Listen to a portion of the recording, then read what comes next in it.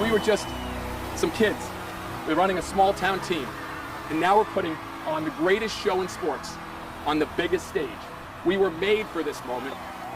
Let's go and do it. This city is my city, and I love it. Yeah, I love it. I was born and raised here. I got it made here. And if I have my way, I'm gonna stay. Every corner. He nails the back flip catch. Every block, yeah. Walk-off home run. Whether it's warm or storming, downright stupid hot, hot, hot. 'Cause this city is my city, and I love it. Yeah, I love it. I was born and raised here. I got it made here. And if I have my way, I'm gonna stay here for life. We got some big plans. We're going to dream big. We're going to do things no one ever imagined. And we're going to take this all over the world. I believe in it. Our people believe in it. The fans believe in it. And I believe we're just getting started.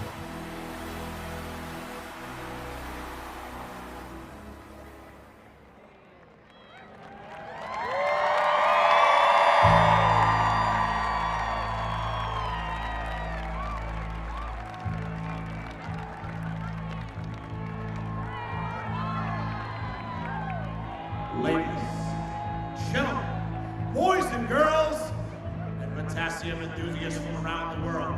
Tonight, we make history and look into the future. Tonight, the Banana Ball Championship League is born. In 2026, Banana Ball will head to some of the largest stadiums in our history and to some of the smallest. 2 new Banana Ball teams will join the fray, turning the Banana Ball universe on its head. We know that you have all been patiently waiting with eager anticipation.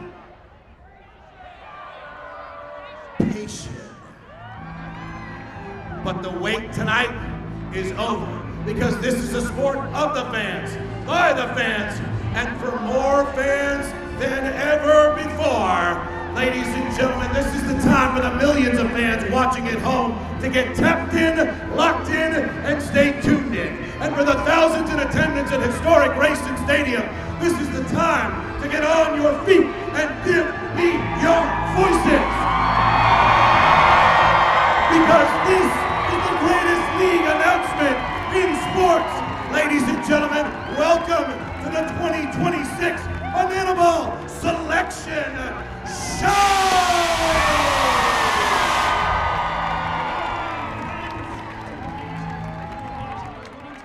Banana Ball City Selection Show live on ESPN2, and thanks to Tropical Smoothie Cafe, we get to do it with limited commercials. Now, every year, Banana Ball takes a massive leap forward. 2025 to 2026 is going to be no different. You will see that across the next hour and a half.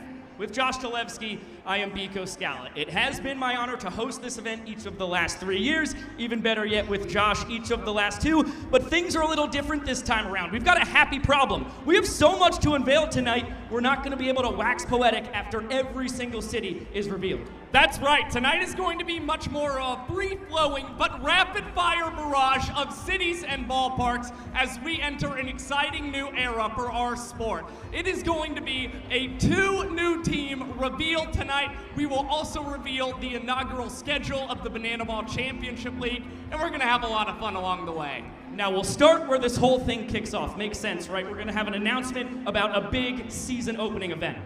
That's right, and from there we are going to have an exciting time, and it's time to throw it to Jesse Cole for our first announcement tonight. We are proud to open the season with the Banana Ball Kickoff on February 26th, 27th, and 28th. For the first time in history, we will have all 6 teams at one location. On February 26th, we will play in a baseball stadium. On February 27th, we will play in a baseball stadium. And on February 28th, we will play at a football stadium. We are heading to Florida State, Tallahassee, Florida.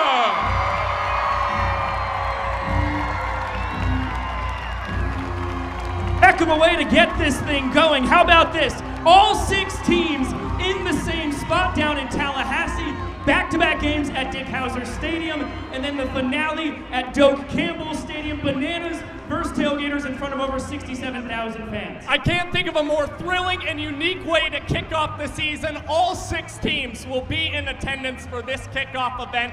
You get 2 venues, but passionate fans nonetheless. I know Florida State's going to bring it. A really storied history, one of the winningest college baseball programs of all time, and they won 3 national championships in football as well. Josh, you said it best yourself. I could not imagine a better way to start 2026. I cannot wait to see what else we have on the docket. Which team will get to speak first here tonight? I mean, we're all wondering. I know what that means. And here they go big, and they ain't going home. Let's welcome to the stage, JCR and the Texas Tailgater Band.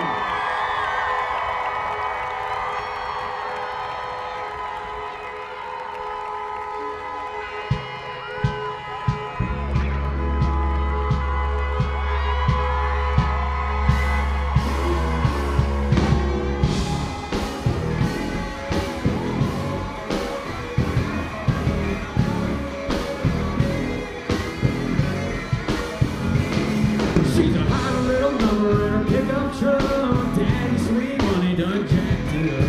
A party all night from South Carolina. Bad mama jammer from down in Alabama. She's a raging, lunatic from Brunswick. Gypsy Georgia beats with her. Big southern blow, says she's swinging wrong. Brother, she's all country. From a cowboy blues to her down home, she's country. From the song she plays to the prayer she prays, that's the way she was born and raised. Ain't afraid to stay country. Well, she's country. How we feeling out there, y'all? We are the Texas Tailgaters, and with the first stop in the Texas Tailgaters tour, we're gonna go to Jimmy String. For our first home game of the season, we are headed back to Ryder Field in Frisco, Texas. With the next stop of the Texas Tailgaters tour, we're going to Caden Bowler. Next up, we're going to Round Rock, Texas at Dale Diamond Field. With the next stop of the Texas Tailgaters tour, we're going over to Trey Jones. We're headed to Amarillo, Texas at Hot Shot Stadium, baby.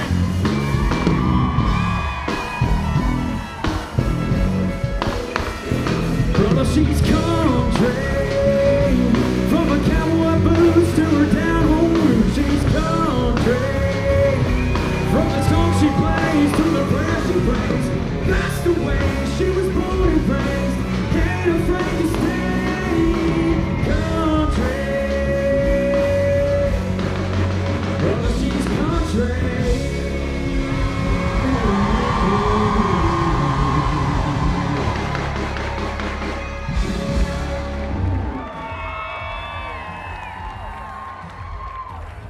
Now give it up one time for our skipper, Joe Mickelin.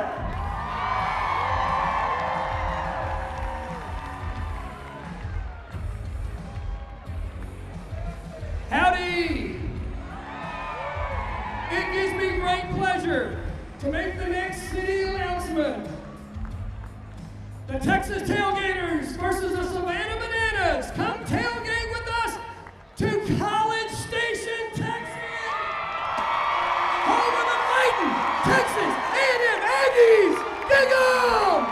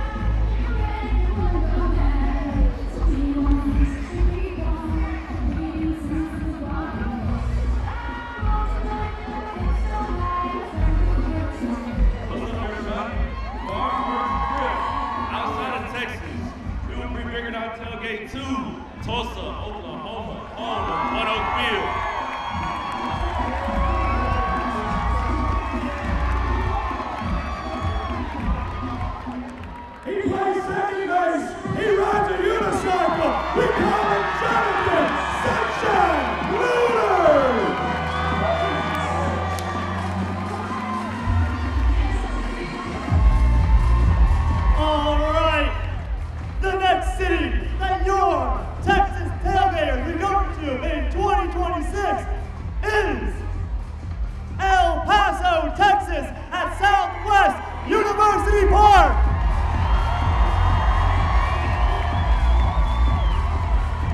Up next, he plays the hot corner. He makes a little music. Travis Moon Munyo. What's up? What's up? The very next stop for the Texas Tailgaters, we will be going to Corpus Christi, Texas, Whataburger Field.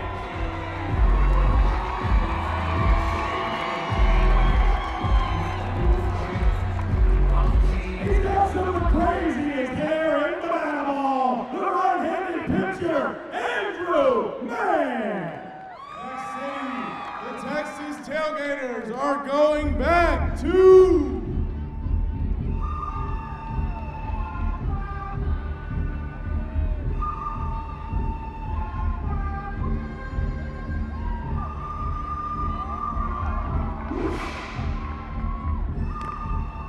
Nelson Wolf Stadium, San Antonio, Texas.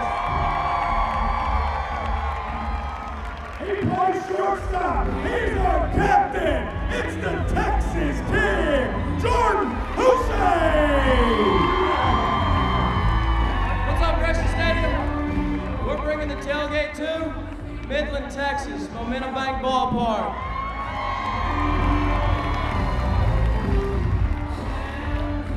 We call him Slim Jim, all 6'6" of him. It's Jimmy Lewis the Bird.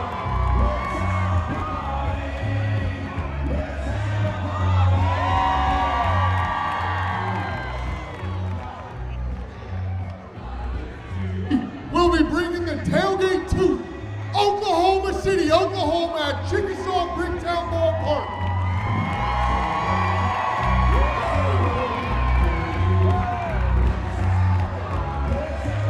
Coming up to the stage to make the next pick, it's Nelson Smith and the Texas Two-Steppers.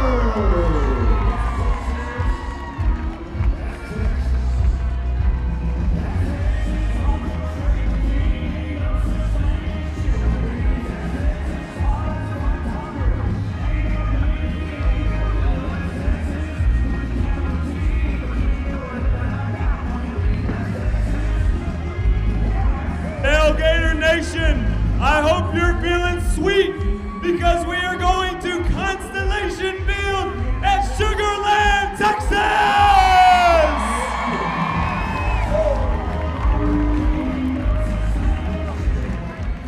He's the backstop for the Texas Tailgaters. It's the Quad Father, Taj Porter!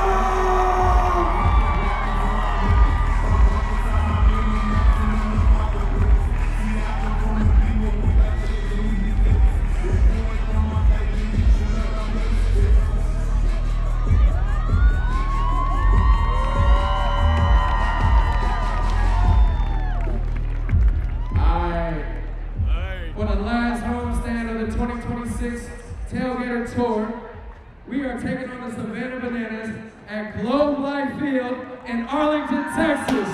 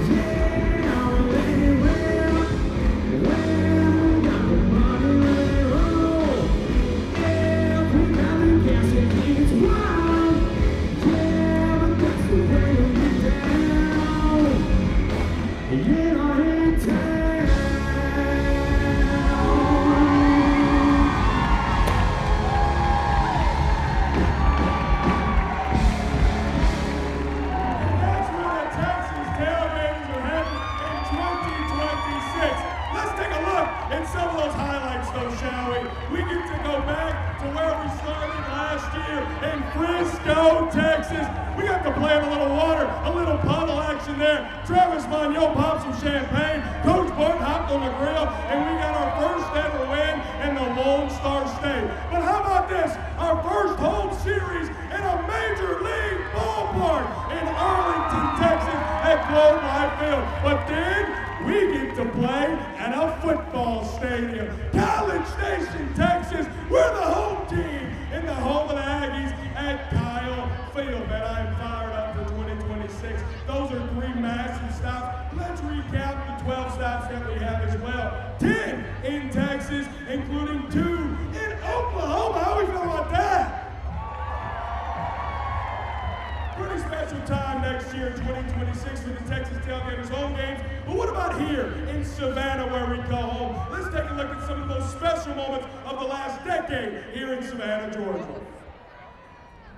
Historic Grayson Stadium will soon have a new team. Savannah Bananas. That's right. We sold our house, emptied our savings account. The folks from the city just said, hey, here are the keys, good luck. We were not selling tickets. We weren't selling sponsorship. And I'm thinking, like, what have we gotten ourselves into? We gotta let these people know we're not like a regular baseball team. We have to go all in.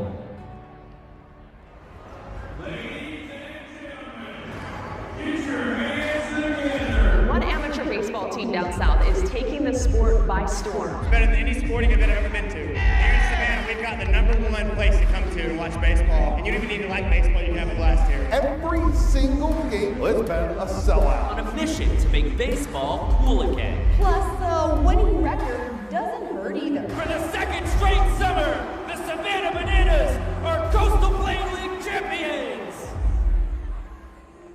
When we first got here, it was just 4 of us the whole time. We've been able to gain the trust of Savannah and show that we're here to have fun. I didn't expect anything like this, and I don't think Savannah expected anything like this. Our first game in history, and it just started pouring. And I looked up and not one fan left the stadium. Everything was so entertaining, so fan-focused, so family-focused. They've made Savannah go bananas for the team. Never seen anything like this in baseball and sports, and we're having the time of our life. Just very fortunate and appreciative of the support from Savannah. This is our home. This is everything for us right here.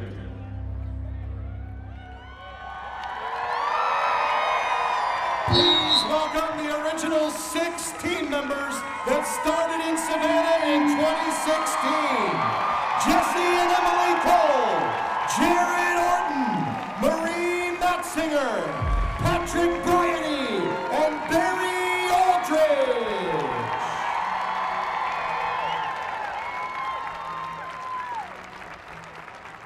For 10 years, the Savannah Bananas have called this stadium, Grayson Stadium, our home. And in 2026, the Bananas will face every single team in the Banana Ball Championship League right here at Grayson Stadium, with the home opener being on March 6th and 7th, with additional games in May and June and July and August and September. And for the first time ever, the Banana Ball Open Tournament happening in Savannah in April, featuring the top 4 teams from the preseason, with the champion getting a guaranteed place in the Banana Ball Championship League playoffs. We will play a total of 30 games here, with more surprise games announced later. Savannah, we love you so much. Thank you for all of your incredible support.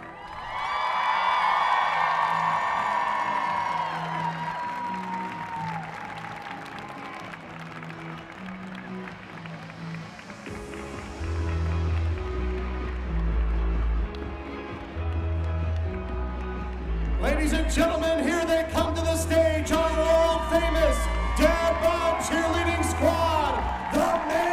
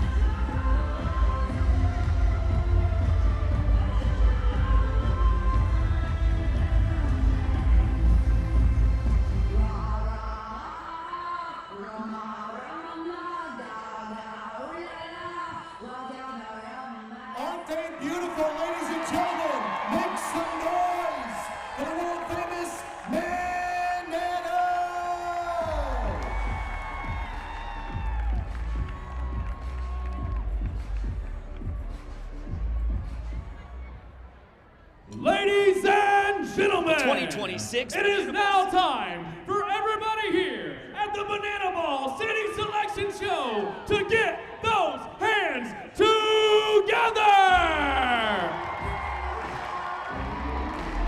Hey, not so fast, Bill Leroy. Coming over the left field wall, they are the wildest, the craziest, the sexiest bunch of animals you've ever laid your eyes on. Give it up for the party animals!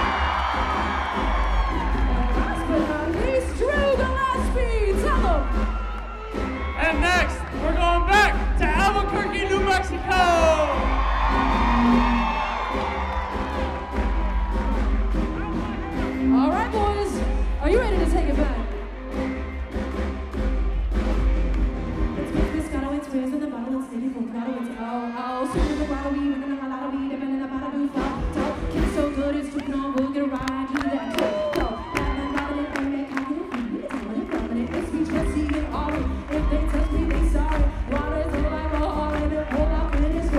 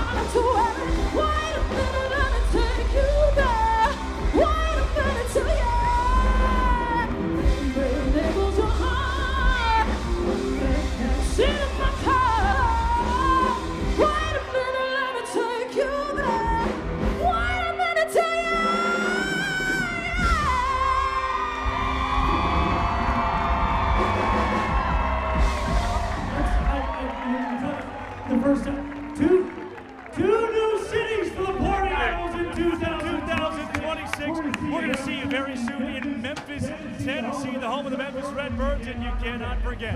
Conway, South Carolina. It's the #2 team in all of college baseball in 2025, and we are going to their home ballpark. The Animals, first 4 cities are off the board, but on the stage. It's my 2 favorite bartenders, and I have a lot. CDP and Flippy.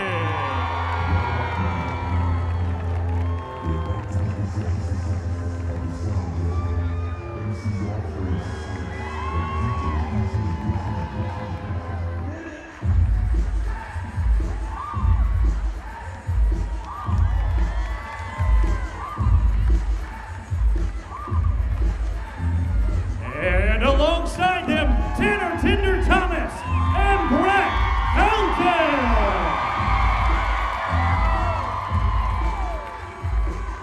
And for the next city, the Party Animals are going back to Las Vegas, Nevada! And Las Vegas Ballpark!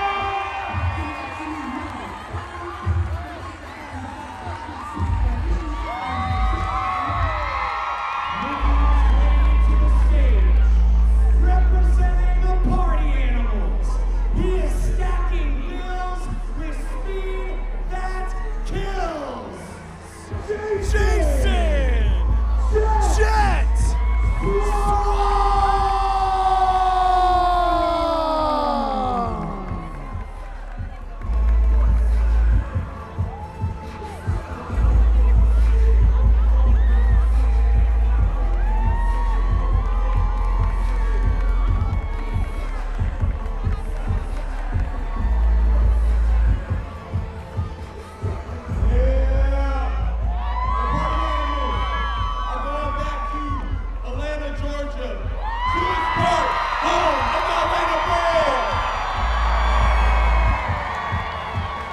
One man, 2 wheels. He wears X. Jake Skull.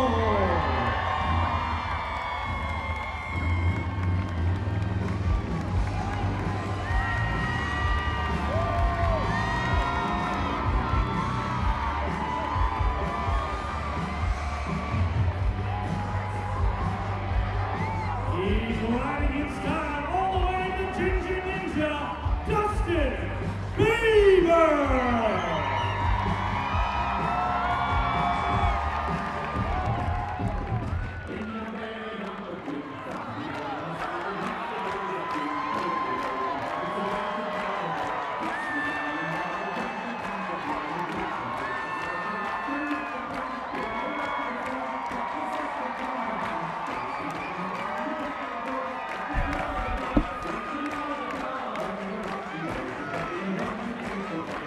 Okay, the next stop for the Party Animals is Tacoma, Washington on Cheney Field. Let's go!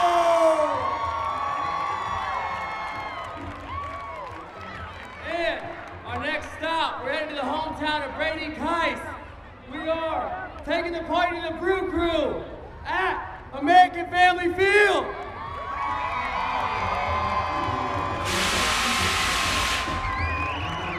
Welcome to coaches of the Party Animals, Thomas, Sensational, Anthony, Portland, and Mike Bob Mason.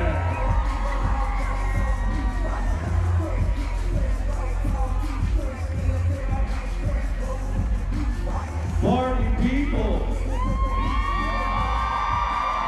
the Party Animals are headed to Nashville, Tennessee.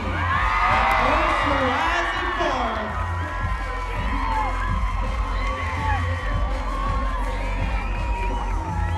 He's got the bill. The water rolls off his back. Here comes the official mascot of the #2 team in all of college football. He's the Oregon Duck.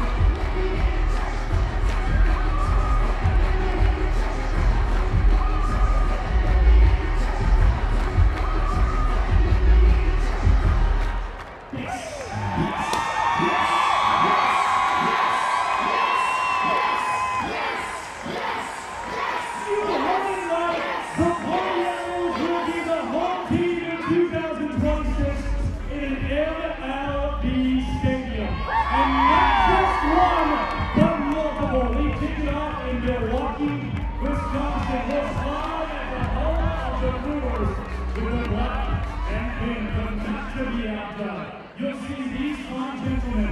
No Savannah Bananas inside a football stadium.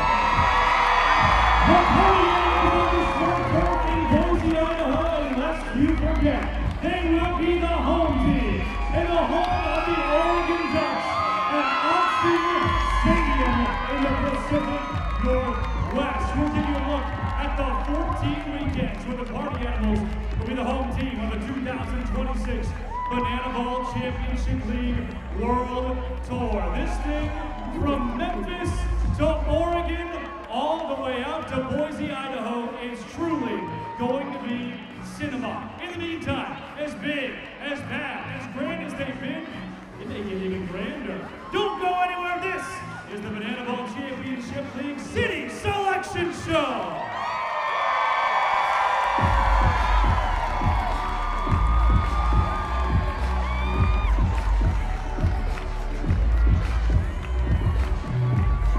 Ladies and gentlemen, please welcome back to the stage, Party Town! Just a small town girl, living in a lonely world. She took the midnight train going anywhere. Now sing this. Just a city boy, born and raised in Detroit. He took the midnight train going anywhere. Y'all make some noise for Mark on guitar.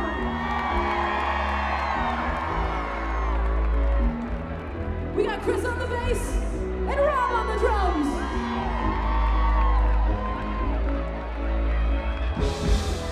A singer in a smoky room, sing a for a smile they can share tonight. It goes on and on and on and on. Strangers waiting. The 2026 Banana Ball City Selection Show is presented by Tropical Smoothie Cafe. You're on Tropic Time now.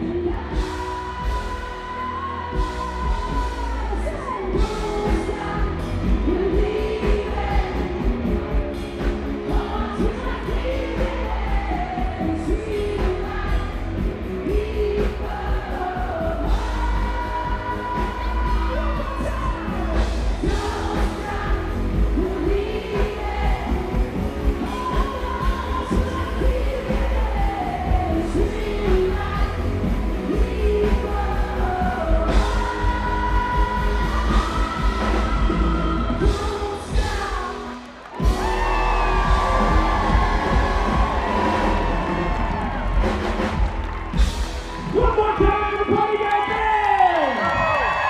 Phenomenal stuff, and everybody in the virtual world, welcome back to the 2026 Banana Ball City Selection Show, live on ESPN2, presented by Tropical Smoothie Cafe. You are on Tropic Time. And speaking of time, we are just over a half an hour into this event. Bear with me while I give you a quick recap of what has happened so far. Starting with the Texas Tailgaters, they are hosting the first ever over 100,000 fan game in Banana Ball history. They'll be the home team in Kyle Field at College Station. That's going to be an absolute scene as they take on the Bananas. And visiting Texas A&M, that is one of 6 stops in Texas that will be brand new to Banana Ball. We're also bringing our young sport back to 4 other stops in Texas as well, and making a return trip to 2 stops across the board. That would be the Texas, Oklahoma. They're going to Tulsa and OKC, wonderful ballparks. Now, when it comes to the Party Animals, they're making return trips to both Las Vegas and Nash Vegas. That just makes too much sense, right? They're also going to be the home team this time around in Atlanta against the Savannah Bananas. They are also the home team in 2, count them 2, football stadiums. That'll be up in Oregon and Idaho. Fantastic stuff happening in Eugene and Boise. And last but not least, they are bringing Banana Ball to 2 new big league parks. Shout out Milwaukee and Detroit. So that will be an absolute blast. It's been a really fun ride so far for the Party Animals and Tailgaters fans, but I'm sure a lot of you at home and the folks here in Savannah are wondering, when are we going to hear from the Savannah Bananas? Oh, this might be them.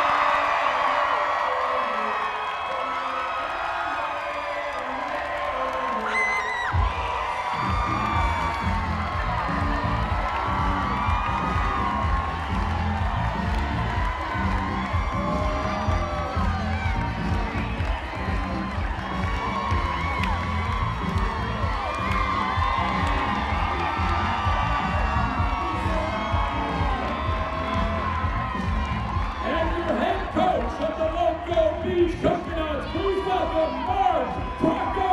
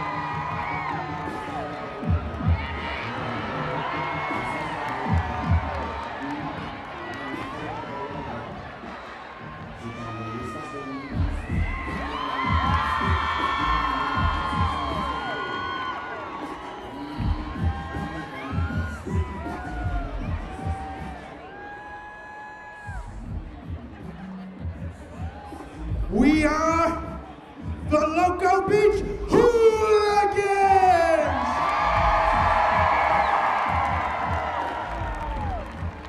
And our first pick, we're coming to Hadlockville, Portland, Maine!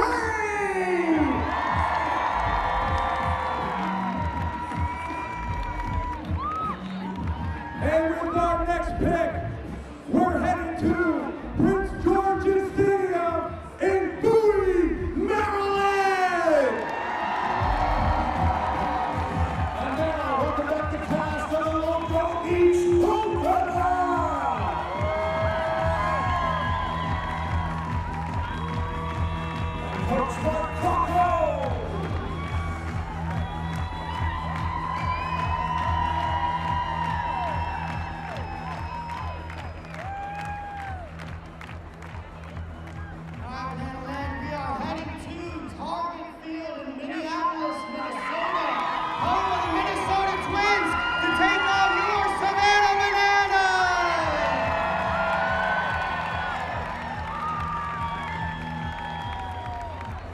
Our next stop will take us to Daniel S. Raleigh Stadium at the beach in Wilmington, Delaware.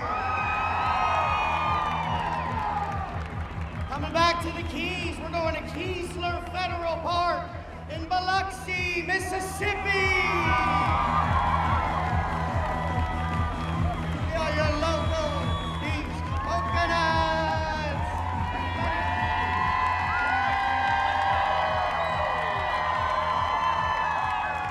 And now, your newest position in Banana Ball, the primetime coach who will coach the biggest games of the year. And the primetime coach for the local Beach Coconuts is a two-time Major League All-Star and two-time World Series champion with the Philadelphia Phillies and the Boston Red Sox. Please welcome the Flying Hawaiian, Steve Victorino!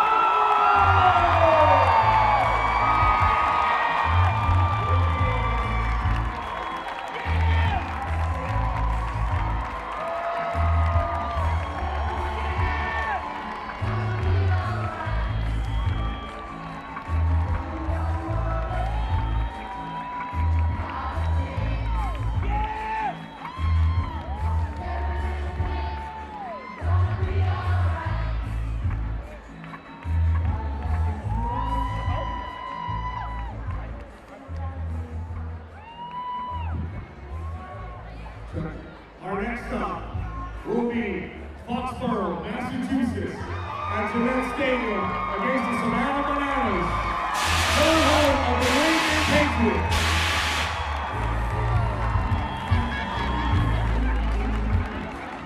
And one more exciting announcement, Tropical Smoothie Cafe is an official partner of the local Beach Coconuts, which is perfect because Tropical Smoothie Cafe started down on a beach in Destin, Florida. And speaking of Florida, how about the Coconuts going to Orlando, Florida, playing a wide world of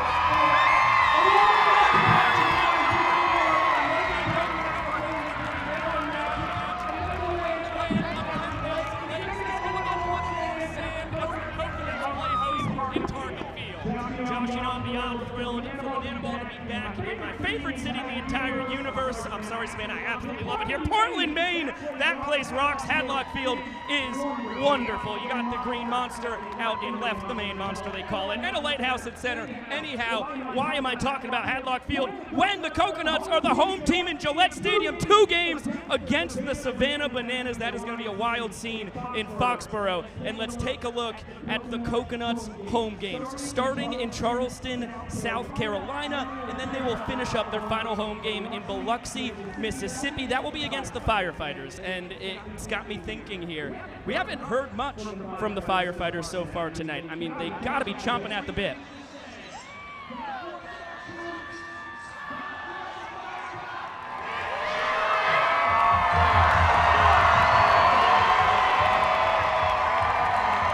Ladies and gentlemen, the hottest team in all sports, they are your Firefighters!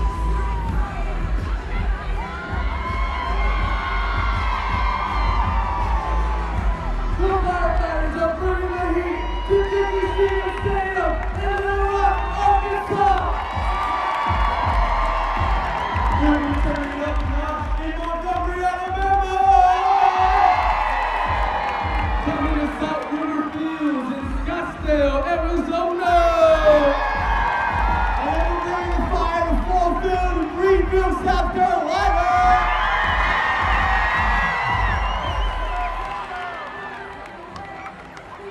The hottest team in sports. We're coming back to Richmond, Virginia!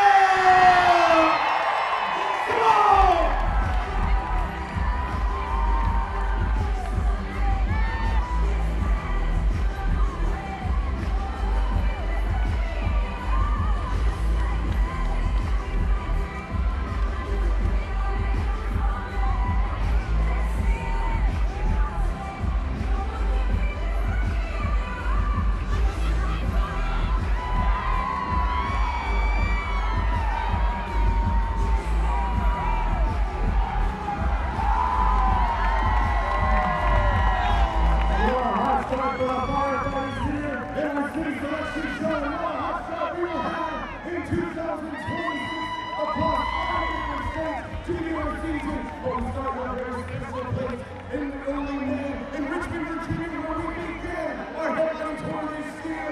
The fans in Richmond broke a fan club basketball record. Now we open up the brand new Carmax Park in the Commonwealth capital. Also going back to Greenville, South Carolina. Hello, Zach Watson. We're going to Texas Tailgate. We're visitors to the Party Animals. Now we're returning to Ford Field as the host team. And what a great time to go back to Alabama. Riverwalk Stadium in Montgomery, Alabama. The first time the Firefighters will play in Alabama. And we got a heck of a lot more to get to here on the Firefighter City Selection. So let's send it up to our head coach, Val Perez, with our Firefighter of the Night. Please welcome Savannah Fire Department Assistant Chief, Jack McCutcheon. Jack has served the city of Savannah for 27 years. So ladies and gentlemen, let's hear it for our Firefighter of the Night, Assistant Fire Chief, Jack McCutcheon.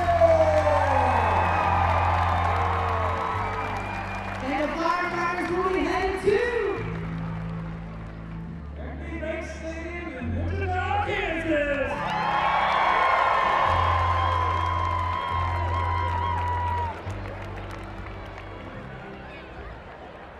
Sit him off.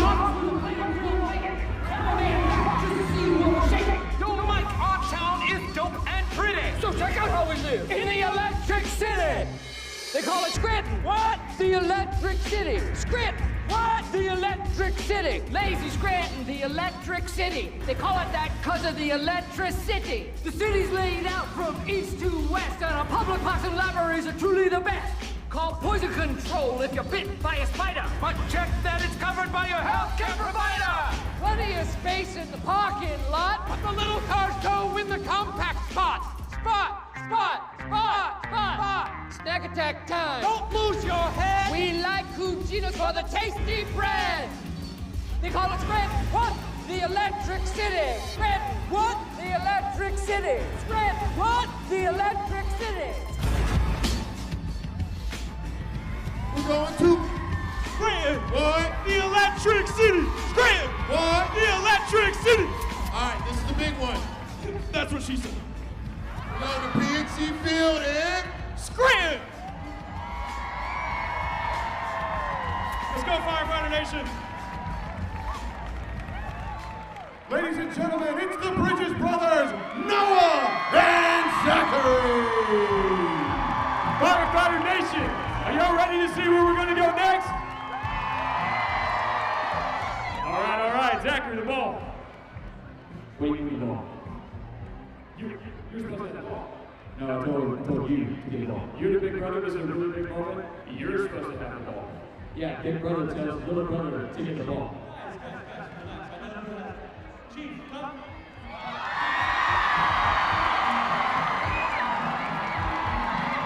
The Firefighters are heading to Charlotte. North Carolina! MC!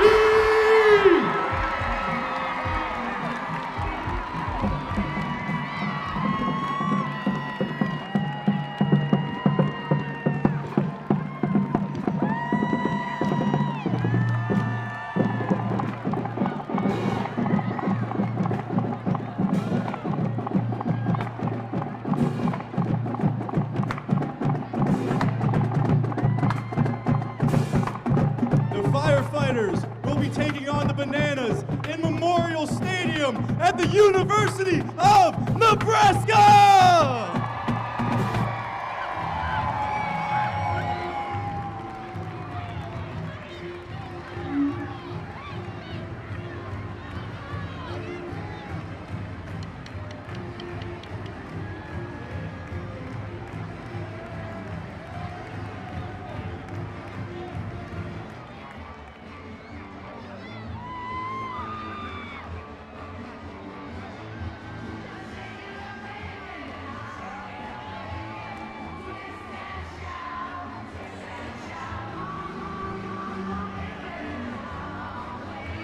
The Firefighters will be taking on the Bananas at Wrigley Field! Home of your Chicago Cubs!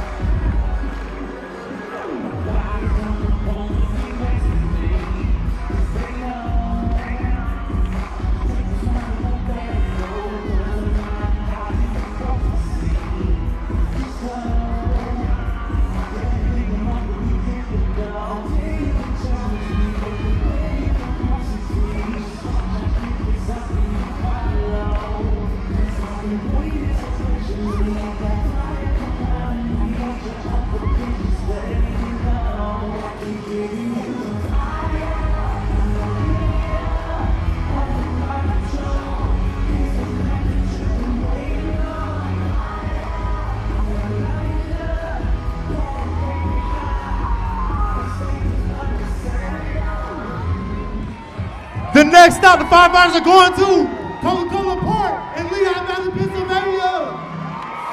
And the next stop, the firefighters are going to Delaware Park in Billings, Montana. And the final stop, the firefighters are going to MDT Stadium in Syracuse, New York.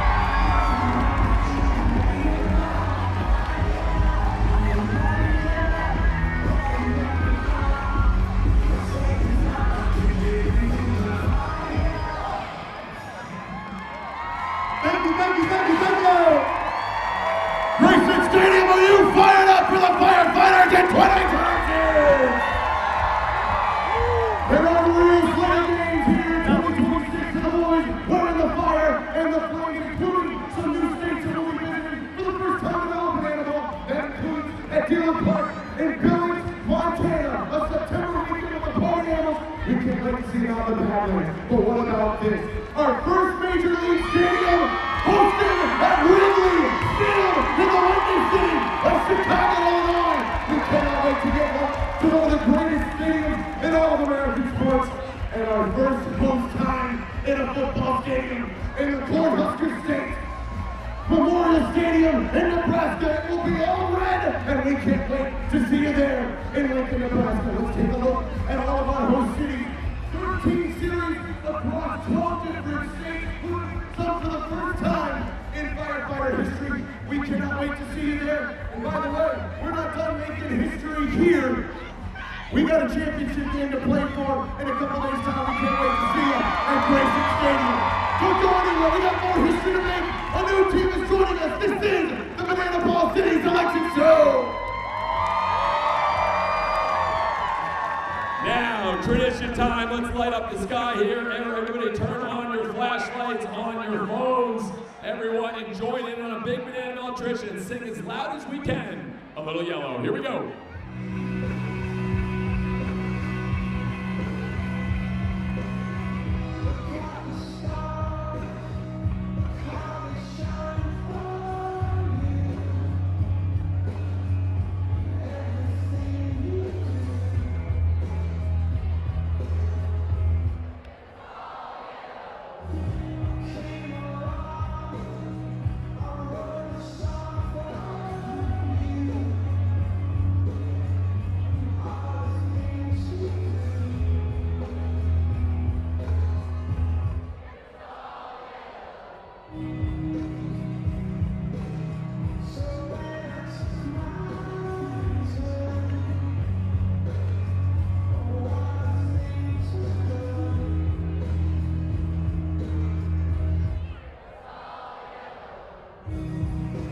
Keep it going.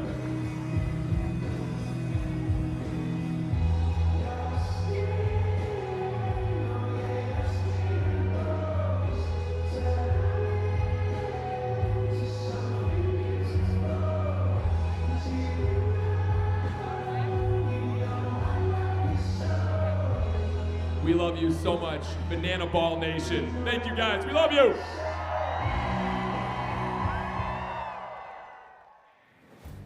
One of the most influential teams in history came out of the Negro Leagues in the 1930s. They were the first to combine high-level play with dazzling entertainment. You couldn't take your eyes off the field.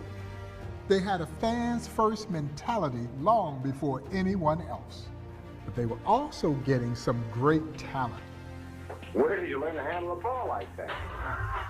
In 1952, they were the first to sign an 18-year-old future Hall of Famer, Henry Hank Aaron. One of their stars, Goose Taylor, also played for the Harlem Globetrotters. The first female pro players joined the team. Even Satchel Paige pitched for them. This is what made them so special, that combination of entertainment and great baseball. The team was good enough to win 4 titles in the 1950s. They had no idea that they were making history. You see, they just wanted to play ball. They played games in Canada, Cuba, Mexico, and Puerto Rico. 41,000 saw them put on a show in Detroit. They were the last surviving Negro League team. Then in 1989, they disappeared.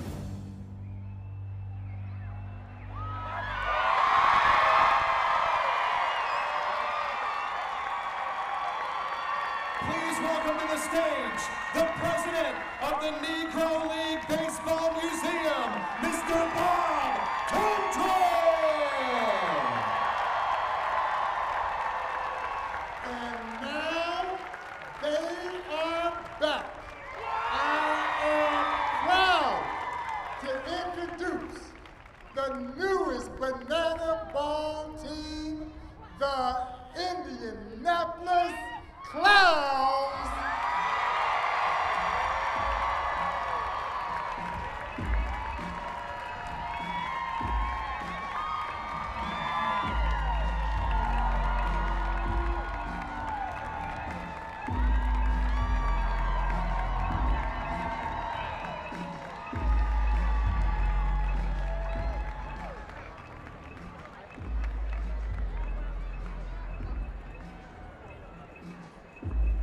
And our first stop for the Clowns will be back where it all began, Victory Field in Indianapolis, Indiana.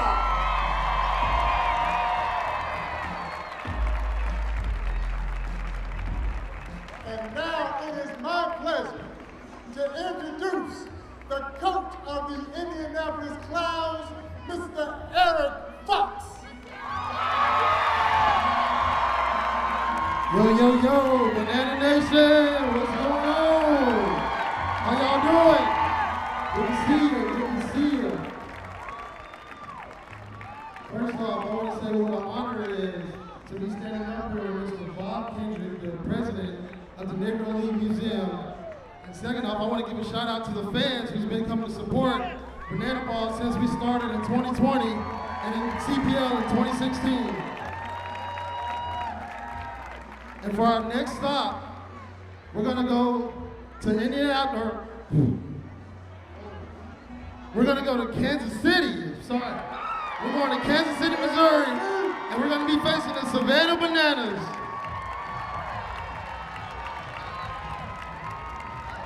And after Kansas City, we're going to Kendrick Family Ballpark in Morgantown, West Virginia.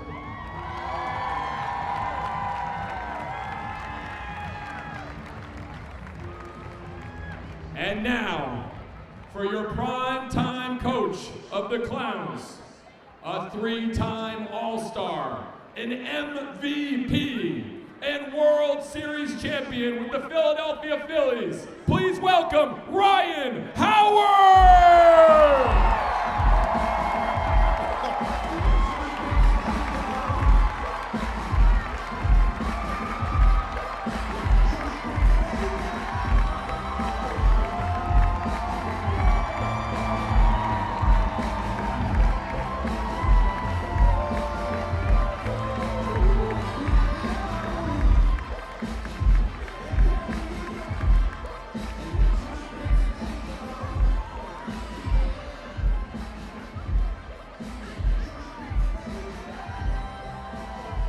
Hello!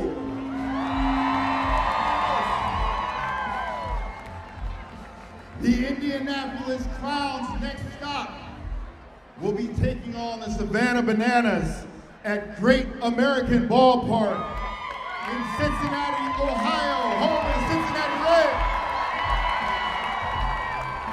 And then our next stop will be Newman Outdoor Field in Fargo, North Dakota.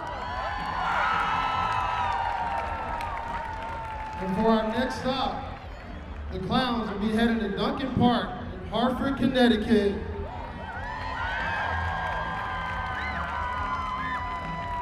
The next stop, the Clowns will be heading to Fifth Third Park in Spartanburg, South Carolina.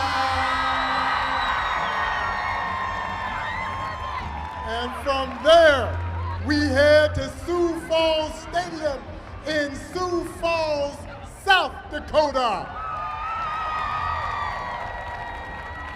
And our next stop we'll be going to Legends Field in Lexington, Kentucky. And the next stop, the Clowns will be heading to America's oldest ballpark, Rick Wood Field in Birmingham, Alabama.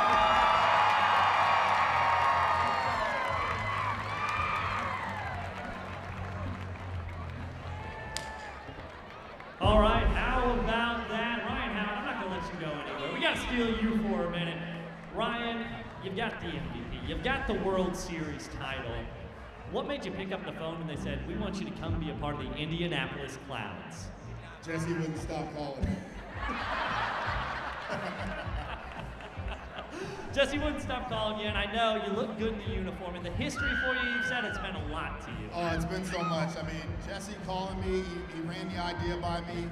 The history of the Clowns in Negro League Baseball has always been something that's been near and dear to me. I would always go up to the museum in Kansas City every year. It was kind of my preseason routine, and just when he ran the idea by me, I loved it, and I was like, hey man, it makes too much sense. I got to do this. Now you mentioned Kansas City, obviously, where you guys are going to be going. Indianapolis as well this year. What's that going to mean to bring the Clowns to these two places with such deep ties with the Negro Leagues and the Clowns themselves? Oh, it's going to be special. It's going to be that reunion, being able to go back like where it all began. These guys were the pioneers of what you see today. So to be able to have them pay homage and put it back into the banana ball aspect of things is going to be absolutely amazing. Ryan, finally, what can these fans and all the fans out on the road expect from your Indianapolis Clowns this year? Oh, what y'all can expect is y'all going to see a great show. I mean, we got a lot of great teams out here. The Clowns will be nothing less. So expect greatness out there. One more time for Ryan Howard and the Indianapolis Clowns. Come on. Guys, we've met our two newest teams. We've also got to see where 5 teams are going to be playing all across the country this year. But it feels like we're forgetting somebody. Maybe a team that wears, what's that, yellow? Hold on.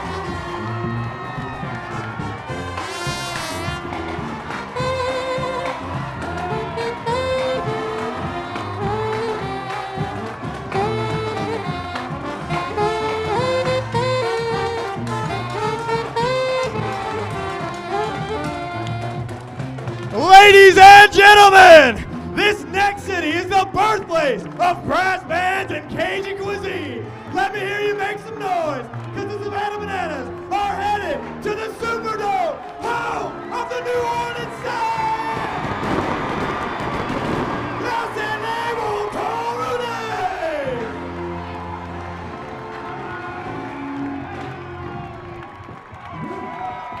Please welcome to the field our dancing first and third base coach Maceo and Bananas pitchers Zach Phillips and Austin Krizminski.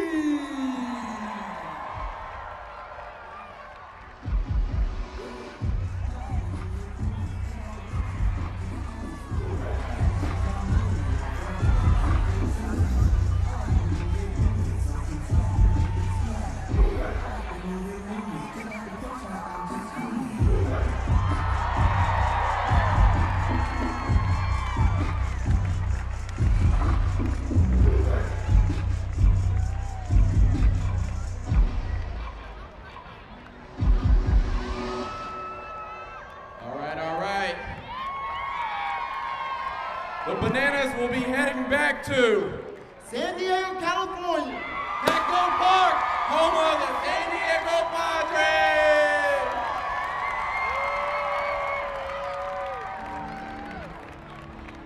And now, ladies and gentlemen, please welcome the owner of the Savannah Bananas, Emily Cole. Bananas Foster is the official nonprofit of Banana Ball. Our organization is dedicated to celebrating, educating, and inspiring the foster care community. Tonight, we are joined by the Davis family. They are a licensed foster family here in Georgia and have been working in the foster care community for 7 years. Please help me welcome to the stage to announce our next selection, the Davis family.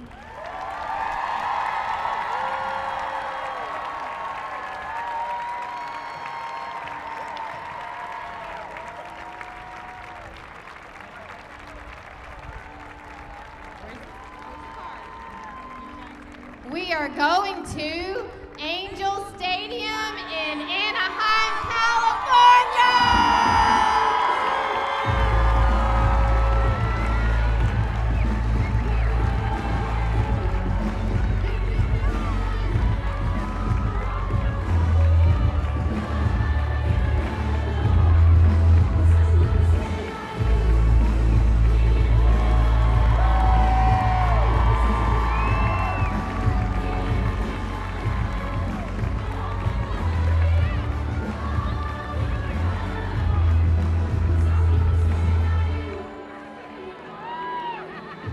And now, welcome to the stage, Kyle K.J. Jackson and Ty Jackson!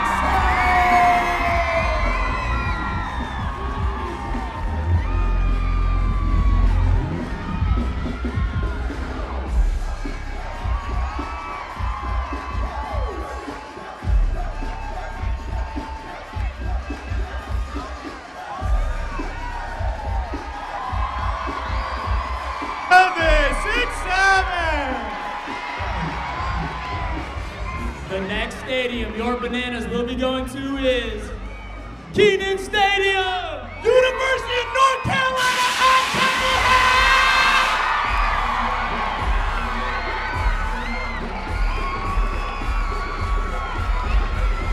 And now, our greatest showman, Jackson Olsen!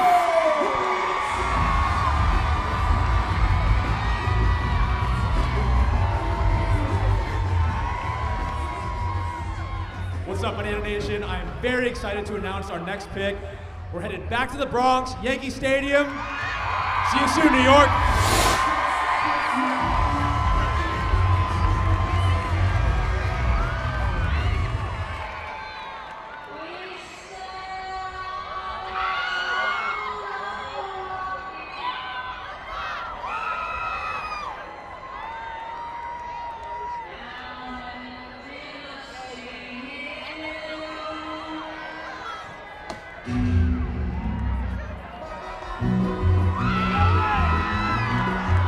Here comes Bill Leroy!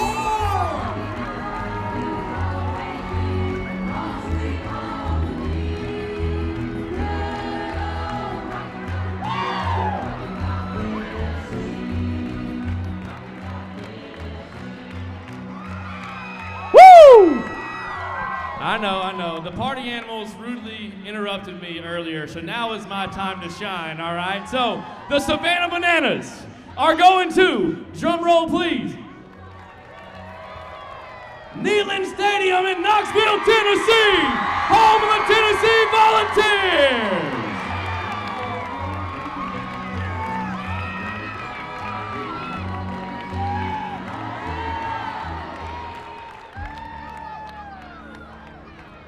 Please welcome coaches Tyler Gillum and Adam Virant, joined by center fielder D.R. Meadows, along with a very few special guests.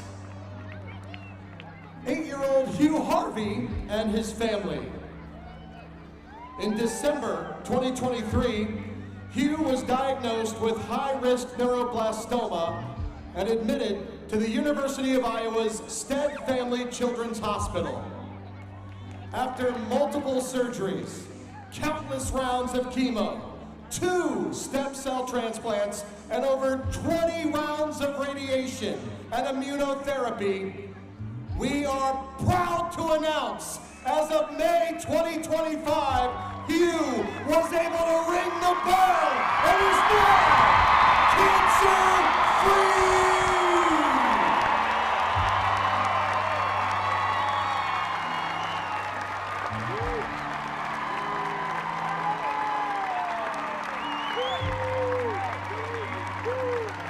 It's now time that we all participate in the greatest tradition in college sports, the University of Iowa's Stead Family Children's Hospital Wave. Hugh, tell us where we're going. Within the next pick, the Savannah Bananas are going to Kinnick Stadium and University of Iowa.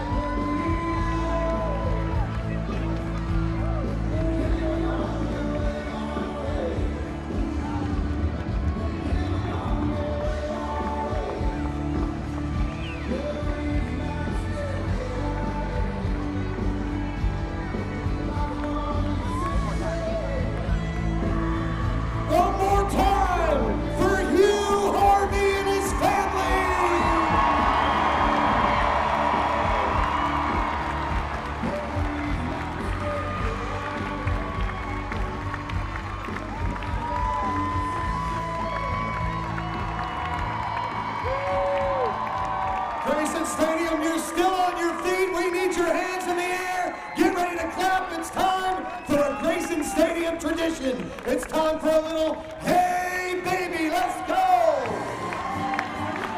Let's clap those hands, everybody.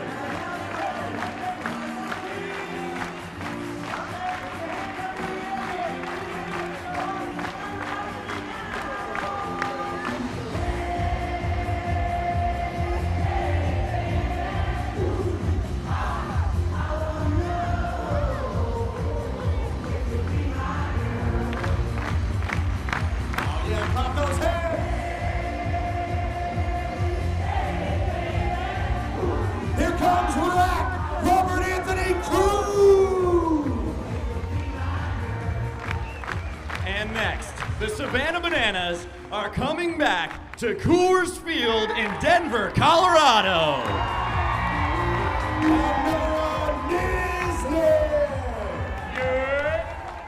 For the next pick, the Bananas are pumped to be heading back to Busch Stadium, St. Louis, Missouri.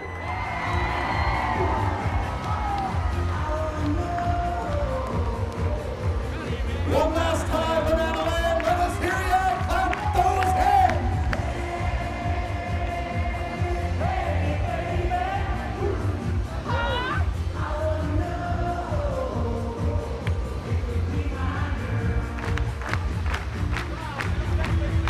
Well, it shouldn't be any surprise. It was about time that Banana Ball makes its way down to the bayou. How insane is that going to be? Back-to-back ball games in the Superdome. New Orleans is going to be an absolute party for our young sport, and just about equally as bonkers, in my professional opinion. Keenan Stadium, back-to-back nights in Chapel Hill. That smells like a Bill Belichick Golden Batter Beaker. Well, then you're going from the ACC to the SEC, the University of Tennessee Neyland Stadium, over 100,000 in attendance. You're going to get to see an unbelievable environment, and you also cannot forget, around that 4th of July weekend, Kinnick Stadium, right near that children's hospital. It is going to lead to a ton of heartwarming moments across the weekend. And just like the 4 football stadiums in 2025, all football stadiums in 2026 will be made possible by Netting Pros. So shout out to our friends who make these grand adventures in football stadiums possible.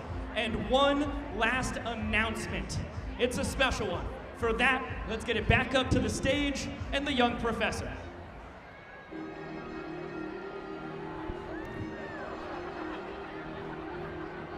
Ladies and gentlemen, when the dust settles after the first full Banana Ball Championship League season, the top 4 teams will descend upon historic Grayson Stadium right here in Savannah, Georgia during the first week of October. There, 4 games will decide which 2 teams will compete the following weekend in the inaugural Banana Bowl on the 2nd week of October.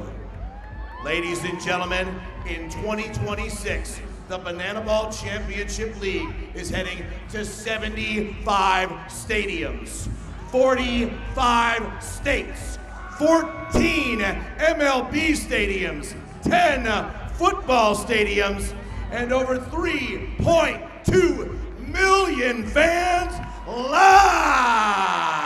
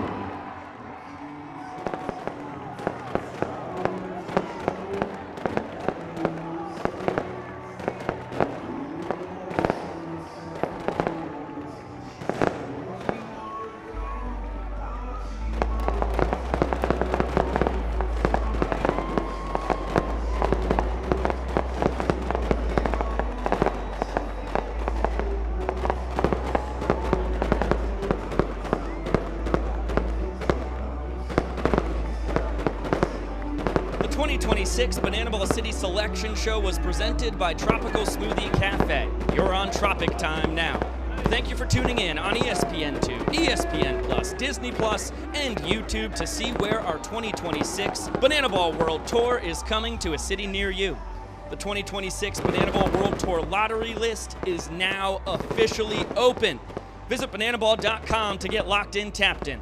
Coming up next, enjoy our post-event fireworks show, followed by the 2026 Banana Ball City Selection Show wrap exclusively on the Banana Ball YouTube channel.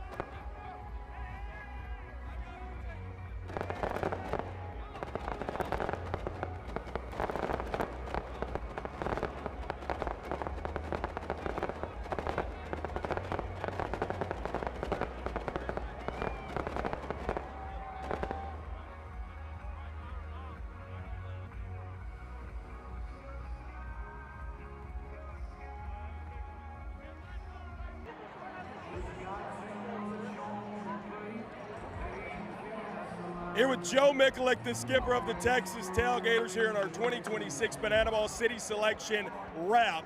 Mick, what a special night, but what about a special night for these guys getting to unveil where the Texas Tailgaters are going in 2026. It all starts in our home state. In 2025, we only played 3 home series. Next year, we get to play 10 home series in the Lone Star State. You're a native Texan. What does that mean for our brand and to you? Oh, I'm thrilled right now because, you know, when I first got on with Banana Ball, we had three cities and that we were going to be home teams. The 4th one in Houston, and I was like elated, man. It was like this was the best thing ever. Now 10, are you kidding me? I'm blessed. The good Lord has blessed me to be where I'm at today with great people, great culture, great organization, and being from Texas. I can't wait to get back to Texas, see family and friends. I love you people. This is going to be a rock show in 2026. This was electric. We rehearsed for this for 3 days, and I couldn't believe, man. The only thing I'm sad about it is it happened so fast, but this was special. I can't find words. It's unmatched in any sport I've ever seen. Mick, 10 home series in Texas. You're excited to go back there. We play 12 home series. We get to go across the state lines, get to play 2 home series in Tulsa and Oklahoma City, Oklahoma. How cool is that? We get to venture out and we get to take over the southwest part of the country. Our brothers and our neighbors in Oklahoma, we're coming. Tailgate with us. We'll wrap arms. We'll hug. We love you, Oklahoma. Hey, it's not like Oklahoma, Texas, the Red River Shootout's coming up. No, we're a family. Oklahoma, thank you for supporting the Texas Tailgaters. We cannot wait to cross the Red River and come show you, and you guys tailgate with us. And then the final one, the 2 big ones, Globe Life Field in Arlington, Texas. The first time we'll be the home team in a big league ballpark. And then here, our first football stadium that we'll be the home team in when we go to Kyle Field at Texas A&M. Mick, you're a guy, you spent 40 years in minor league ball. Now you get to go play at some of the biggest venues and be the skipper of the Texas Tailgaters at some of the biggest venues in the entire country. What does that mean to you? So many roots. I worked for the Texas Rangers, and I was very appreciative of them for 7 years, 7 seasons. Now we're going to be able to go to Globe Life Field. I can't wait.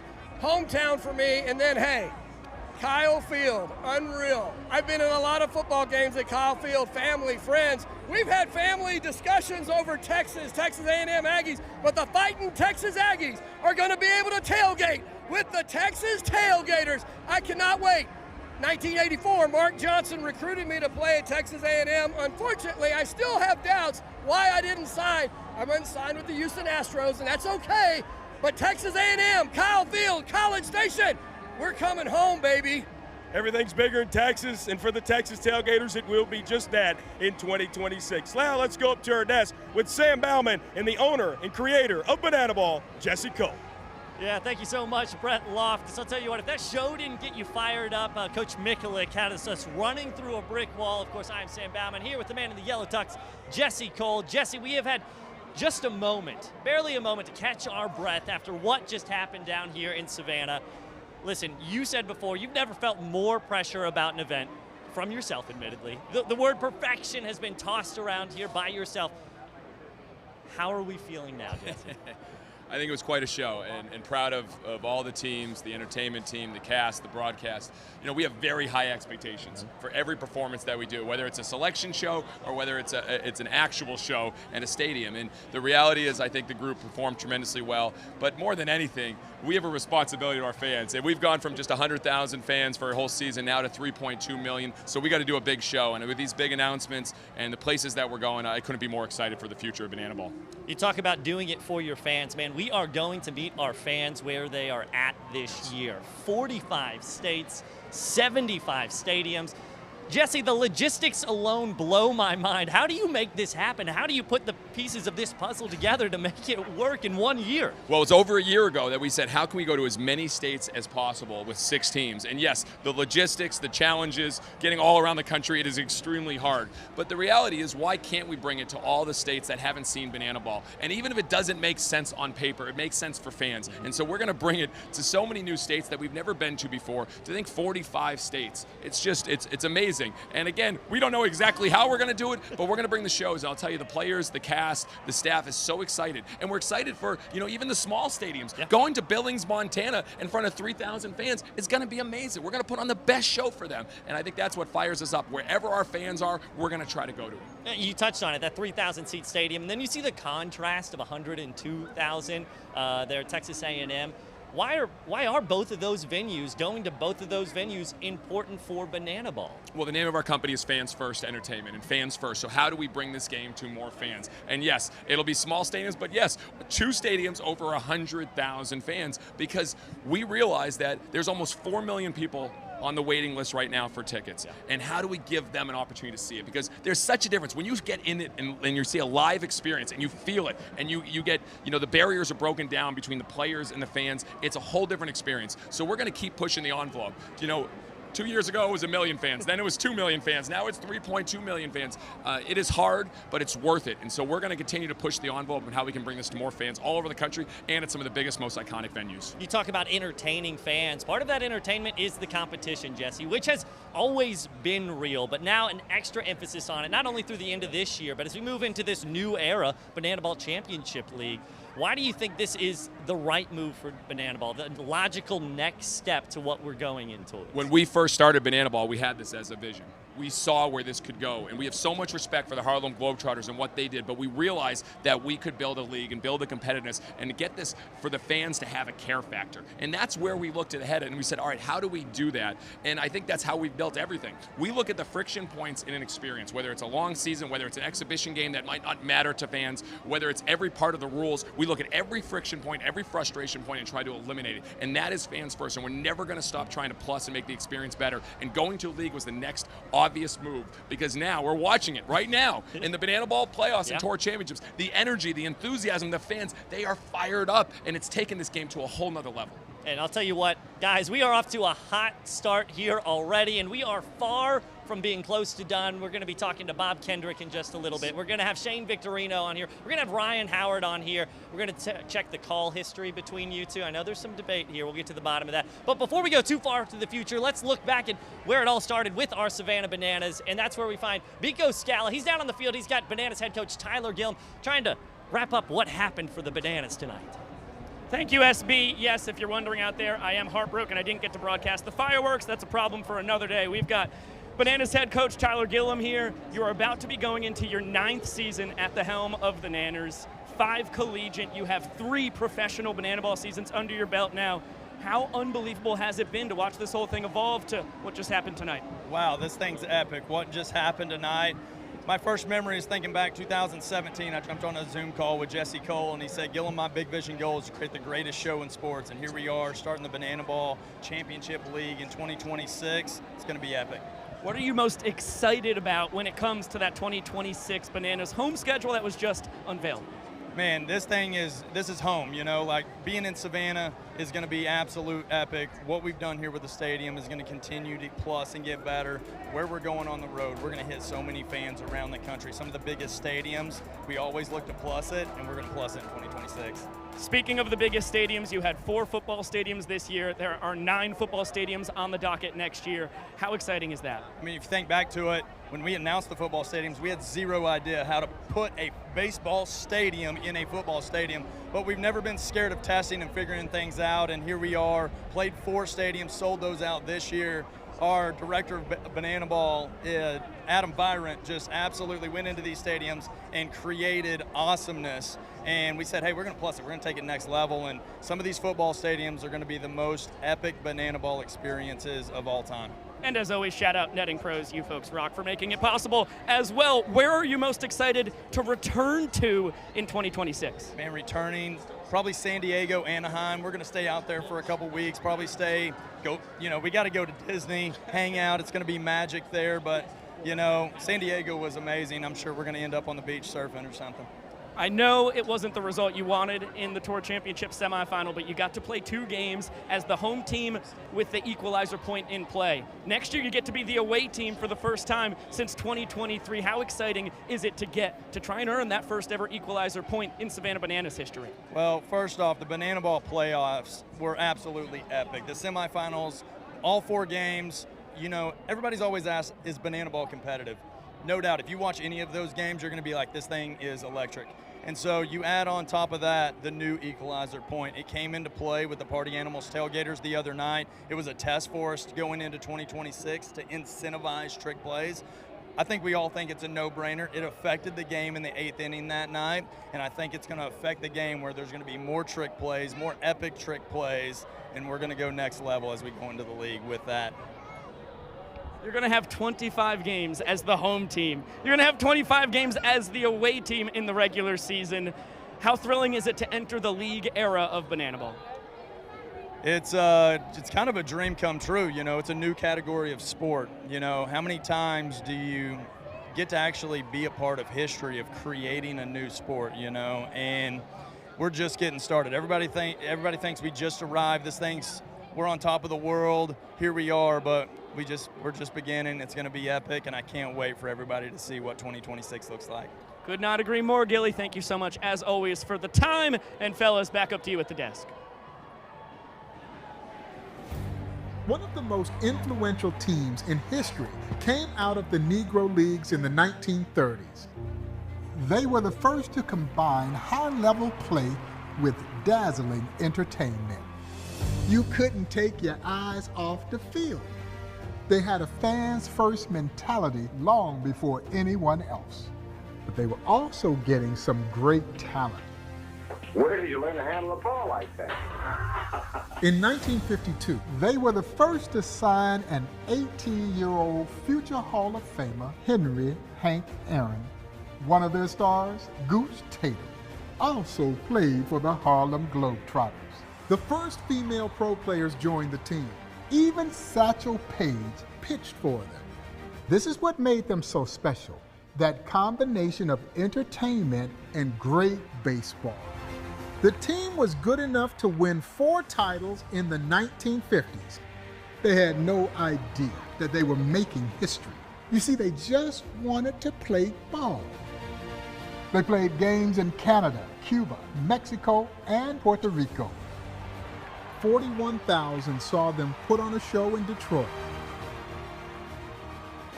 They were the last surviving Negro League team. Then in 1989, they disappeared. Yeah, welcome back up here. Jesse Cole and myself now joined by the president of the Negro Leagues Museum, Baseball Museum, Bob Kendrick. Bob, for starters here, I know the folks, you probably got a chance to see this. Give me the reaction when you go out there, the light comes up, you're on the stage, and you see 5,000 here in Savannah, Georgia, on their feet for the Indianapolis Clowns. Man, you feel so proud. You really do, because as a museum, particularly a history museum, and even more so a cultural institution, it is all about how do you establish relevancy. The Indianapolis Clowns hadn't played since 1989, and really the true Negro Leagues version of the Clowns even well before that. And so now they are alive again. And people will learn about the history of the Negro Leagues through this unique partnership that we have with Banana Ball and the Savannah Bananas. And so as I took the stage, there was a tremendous sense of pride, and you're just excited about the possibilities. And this is something that I know Jesse Cole specifically has been excited about for years. We saw it unfold today, but Jesse, for you, why was it the Indianapolis Clowns? And of course, why now? Well, we've taken so much, learnings from so many groups before our time. And, it really came to me in 2022 when we were starting our first tour in Kansas City. We were playing the Kansas City Monarchs, and I was so fortunate to get to meet Bob, and our whole team went to the museum. And Bob spoke in front of us, and it was an emotional moment because he was talking about when a team's told that they can't do something, that they're going to say, I'm going to go play on my own. I'm going to go make it happen. And kind of what we did in many ways. And then he said, I felt like I wasn't watching just the Kansas City Monarchs playing the game. I felt like I was watching the Kansas City Monarchs play the Indianapolis Clowns. And when he said that, because of the entertainment of the Bananas, everything connected for me. And I said, wow. And I went down a rabbit hole, and I've studied everything about the Clowns and knowing their history and their entertainment and how they were truly fans first before anyone else. It was about how do you put on a show? How do you entertain the fans? And then I realized they were gone. They just disappeared. And that hurt. And so started bringing up the idea to Bob about what could we do to bring this team back. And I'm so grateful for him and their support in the Negro Leagues Baseball Museum, because I think this is going to make a bigger impact, or as big as an impact as any of our teams all over the country and hopefully all over the world. Now, Bob, it's one thing for us to say, hey, we are inspired by you. We love what the Indianapolis Clowns has done. But what did you see from the Savannah Bananas, from this entire organization, that said to you, hey, I trust this organization with this important piece of our history? Well, when you just step back, you can't help but be impressed with everything that Jesse and his team of folks have done to make the Savannah Bananas this phenomenon. I mean, it's just been absolutely incredible. And so naturally, you would love to have an alliance with a group like that, a visionary. The Negro Leagues was all about vision and risk-taking and the daringness to dream. I see all of that in Jesse. So when he approached us, you know, we're always a little apprehensive. You know, the Indianapolis Clowns, that's one of our babies. But, you know, you felt like, okay, it's okay to turn the baby over and let somebody else help raise him.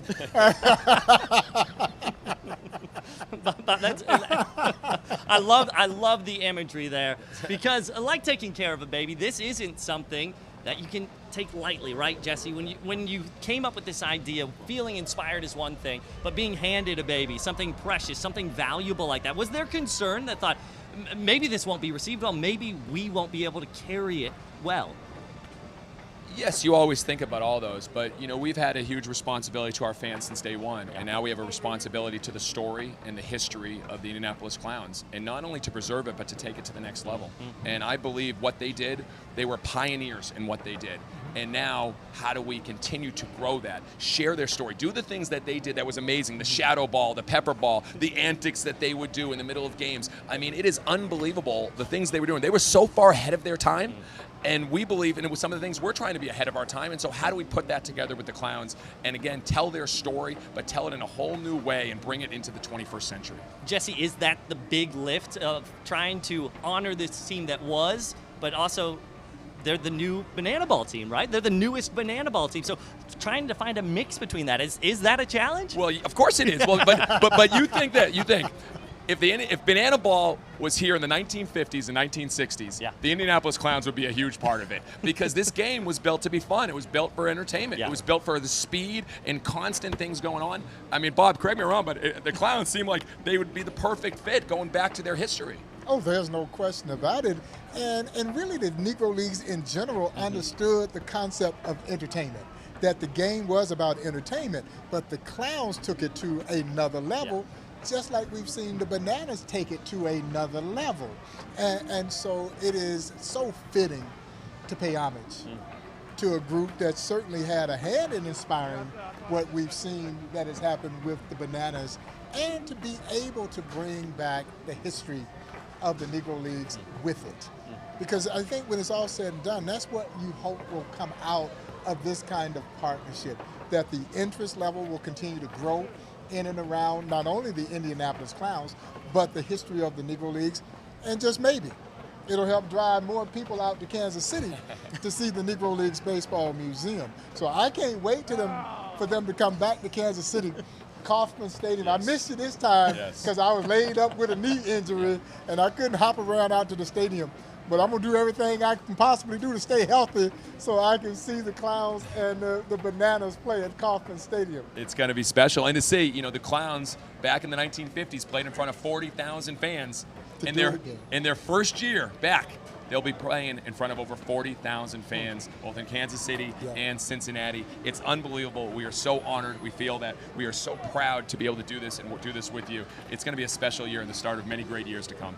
Yeah, no, I can't express how excited I am and how grateful we are to have this partnership with you, Jesse, and your team here with the Bananas. And we're just looking forward to many great years with this and a lot of fun along the way. 100%. I'll tell you what, the more I hear you guys talk back and forth, the more in love with this I am. It's absolutely amazing. And there's so much more to talk about the Indianapolis Clowns, including their new head coach, Eric Fox, a familiar face. He's down on the field with our Josh Talevsky. Yeah, thank you very much, Sam. I'm here with Eric Fox. First of all, Coach Fox, congratulations on your new role here in Banana Ball. Thank you so much. Look, you started in 2018 as an assistant coach with the Bananas. You helped guide them to 2 Coastal Plain League championships, and then you came back in 2025 as an assistant coach, and you wore Jackie Robinson's number 42 the entire season. You've got a pretty rich history around Banana Land. How honored are you to lead a pretty storied team in the Indianapolis Clowns? I mean, it's an honor just to be back in this organization, just being here from 2018 to 2022, winning championships, and just dogpiling with these guys. And then, of course, just being in the organization with the Clowns, man, is historic. Just because, I mean, I'm an African American man that grew up in the African American community, and we knew about the Negro Leagues, and it's just exciting to just be able to bring that excitement and just to be able to inspire young people to just keep going after baseball.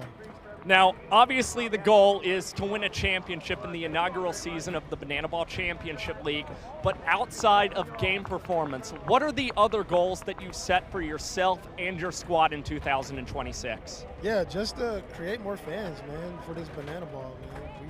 We're trying to create fans and be fans first. Also trying to inspire young kids to just continue to play baseball. I mean, it's kind of been dying down, and we're really excited about this opportunity to be able to just create some excitement and buzz for kids to come back to the game. Now, when it comes to the players that will be on the Clowns, what kind of culture and personality are you looking from the guys who will be in your locker room next season? Yeah, I mean, just a bunch of guys who's going to be some energy givers, guys that's going to grind it out. I mean, have a little bit of toughness. I mean, we kind of live by that in the Bananas locker room, and I feel like I'm going to take that same thing over to the Clowns, maybe add a little bit more swagger to it and just try to get some wins. Now, you're the head coach of the Clowns, but you've also got a primetime coach at your assistance, Ryan Howard, the former World Series champion.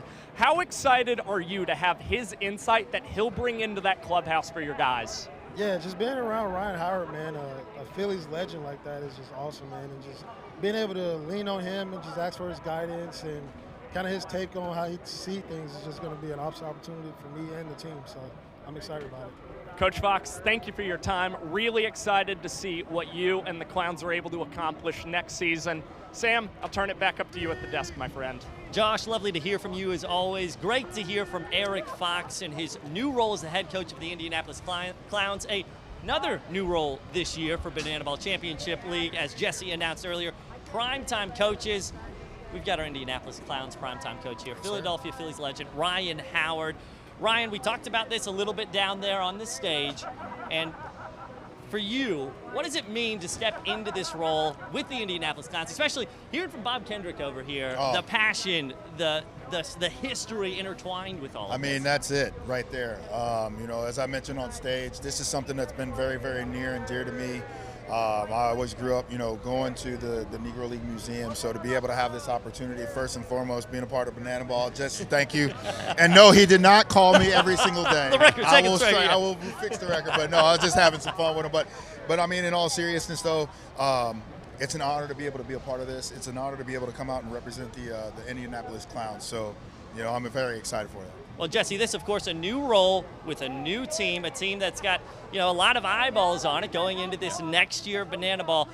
We saw Ryan Howard join us about a year ago. Maybe the loudest crowd pop we've ever gotten. Was that the reason that he's back? Or maybe there's a little more to it? Well, we've been so fortunate. We've had so many former players join us throughout the last few years. And, you know, you get to know the guys and you get to see what they're all about. And as soon as Ryan joined us, he was all in. And it was amazing the energy that he brought. Not just obviously loved in Philly, but he was always connecting with the players. He was so kind to everyone. His family was involved. And that's what this is about. When you look at how we do all this with hundreds of people, it's the culture.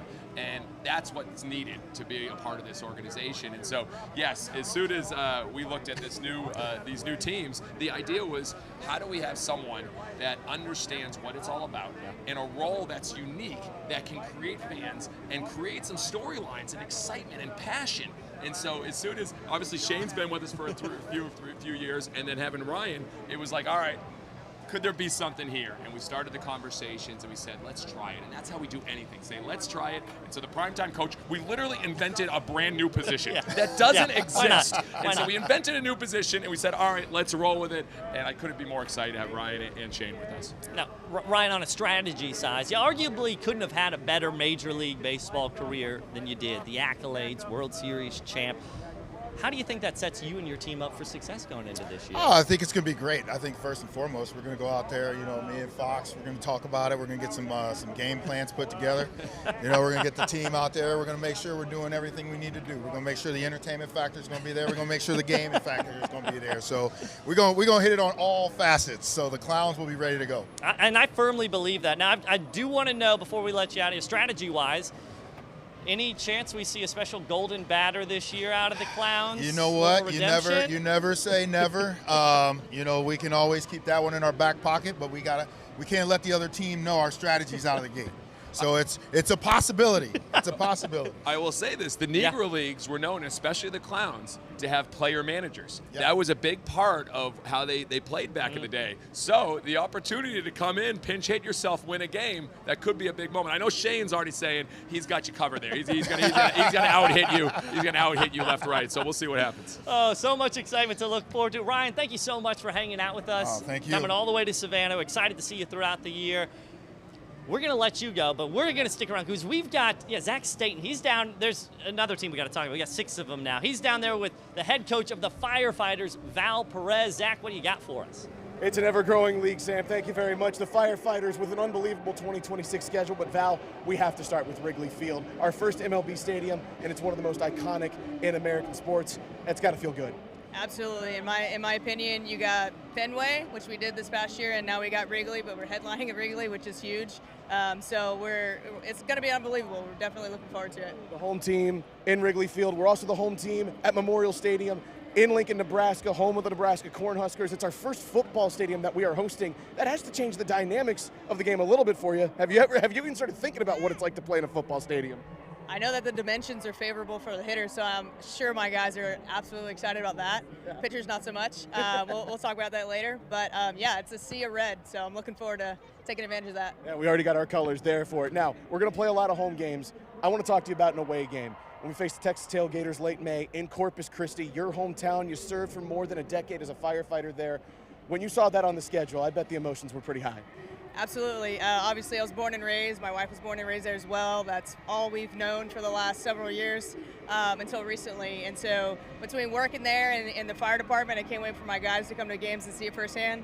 And at the same time, of course, we both got friends and family there, but I actually worked at Whataburger Field in college. And so it's going to be a full circle moment there for a lot of reasons, but I'm looking forward to it, and I can't wait to go to Corpus. I assume that the wait list for tickets for you is already sky high.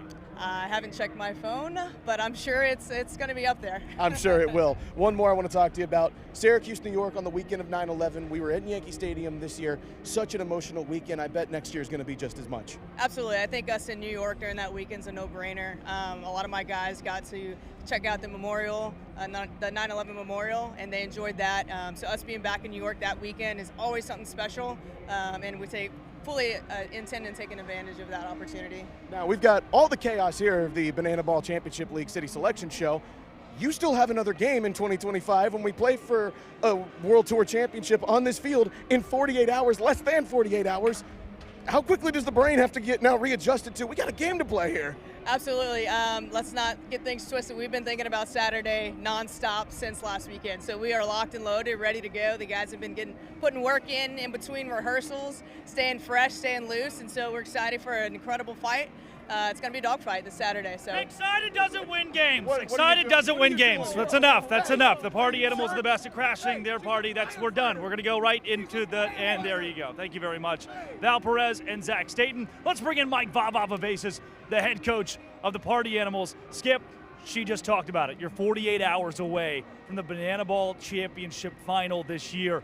Let's start there. Tonight, a lot of pomp and circumstance. You got to keep your guys focused. Yeah, obviously the goal at hand right now is big game Saturday. The boys are fired up. We're excited. I mean, we got to dance around all day and have fun, so we're staying in the spirit. And but the main focus right now is for Saturday night. Certainly the future is still on your mind. 2023, I want to go back to the past. The first Party Animals hosted game was here in Savannah, Georgia. It was a rainout, but you tested it for the initial time, the Animals being the home team and hosting the show. Take me to that day. Oh man, it was unbelievable. And like 24 hours building up to it was hilarious because we got to take over the stadium. We got to kind of graffiti everything, mess up the fan wall. And we were so excited. We get to the 4th inning, we're having a blast, and rain comes and ruins our day. But I mean, just seeing how everything is working now, it was meant to be. Here in a few months, you're going to look around you and be at Autzen Stadium, the home of the Oregon Ducks, and host that game compared to 2023 going into 2026. I mean, every year, every time we go to a new stadium, a bigger stadium, we're like, oh my goodness, like this is unbelievable. And just being able to see what we did in 23 just for 4 innings and how electric it was, now we're bringing it to a bigger stadium, bigger venue. It's going to be unbelievable for the guys. Take me to Boise, Idaho, too. I mean, this is the Smurf turf, the blue field. You get Autzen Stadium. But more importantly, take me to Boise, Idaho, where the Savannah Bananas aren't there. Talk about being that second brand for so long and now rising up to help even the playing field when it comes to brand value. Well, in due time, you know, and we've worked for this. We've worked our butts off to get here, build the brand, make a show of our own, you know, and I don't know much college football, but when I knew that stadium was named, I knew that was the blue field, and I was like, nowhere better for the Party Animals to have fun. I mean, we do everything so unconventional as it is. A blue field, banana ball, like why not, you know?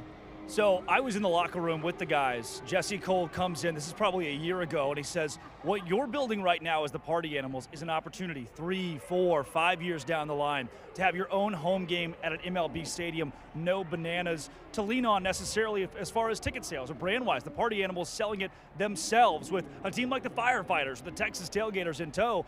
That was 3, 4, 5 years from now. All of a sudden in 2026, you guys get to be the stars of the show in Milwaukee, Wisconsin. Absolutely, and I mean, it feels like an eternity that we've waited this long to do so. But being the home team, being able to do our own show, it just shows such a different form of us, and we can bring it to so many different areas and different places. Show the Party Animals what the brand is, and you know, we're excited for all of it. Vabat, one last thing for you. Championship tonight. We've talked the past, everything about this. Shane Victorino, Ryan Howard, the Indianapolis Clowns, the Loco Beach Coconuts. Talk to me about the growth of Banana Ball from day one for you to tonight.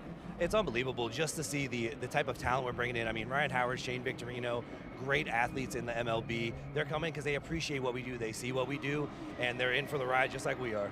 Speaking of Shane Victorino, I think we'll hear from him tonight as well. Vava, thanks so much. Best of luck in the championship game on Saturday. Let's send it back to the desk. Thank you, Drake Toll. Thank you, Judge Mike Faces. We are having some fun up here. It fits the brand. Jesse, you've described this brand we see here behind us as perhaps one of the most fun brands that you've ever created.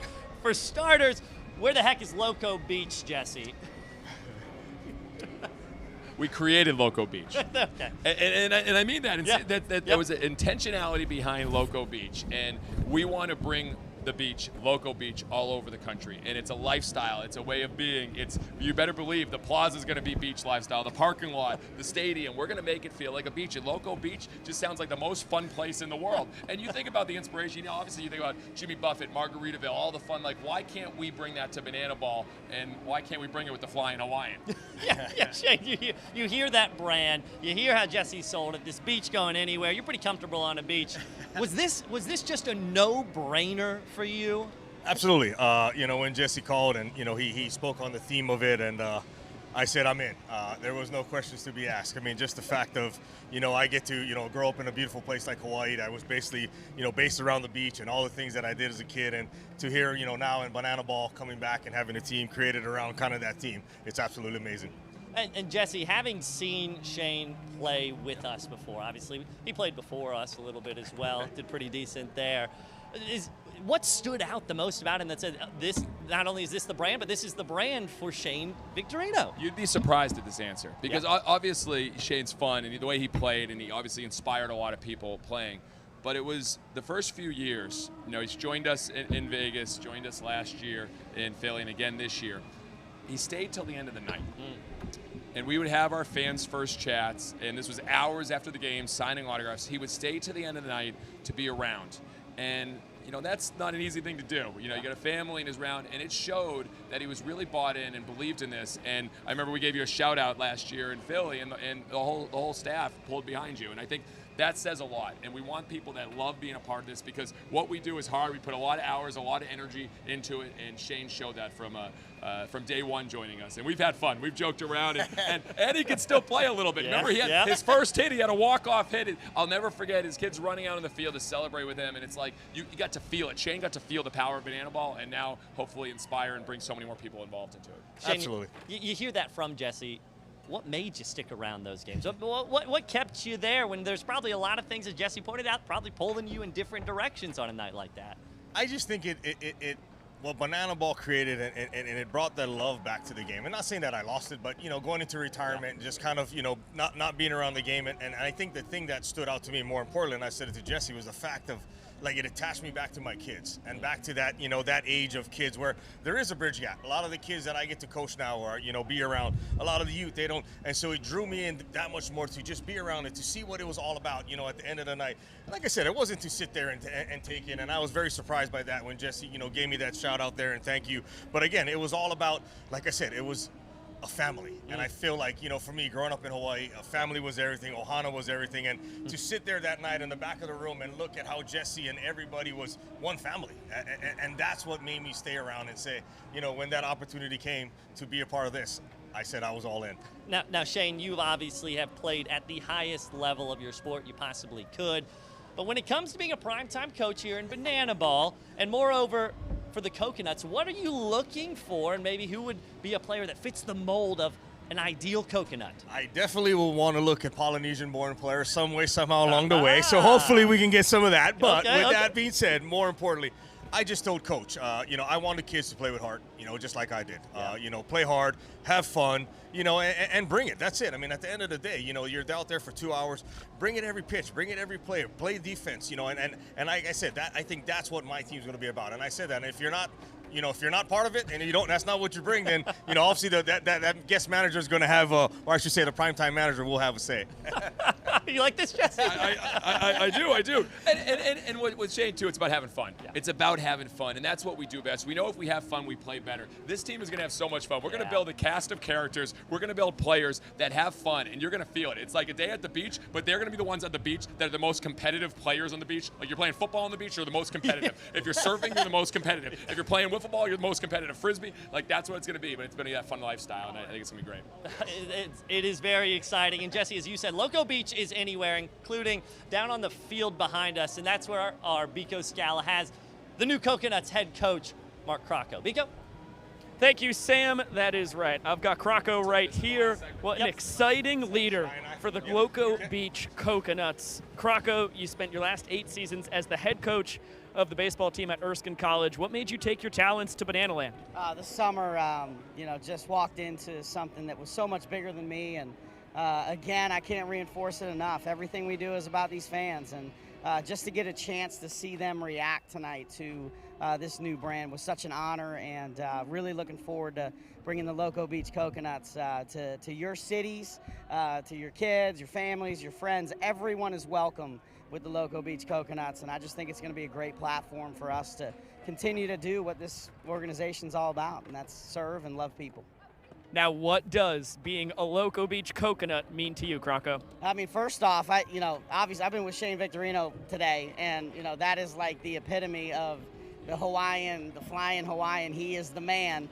So to me right now, I just think it's being you and being exactly who you are, and come as you are. I think the beach is a place where people can do that. And that's something the visitors did this summer, and we just wanted to be an entity where everyone could come join us, be with us.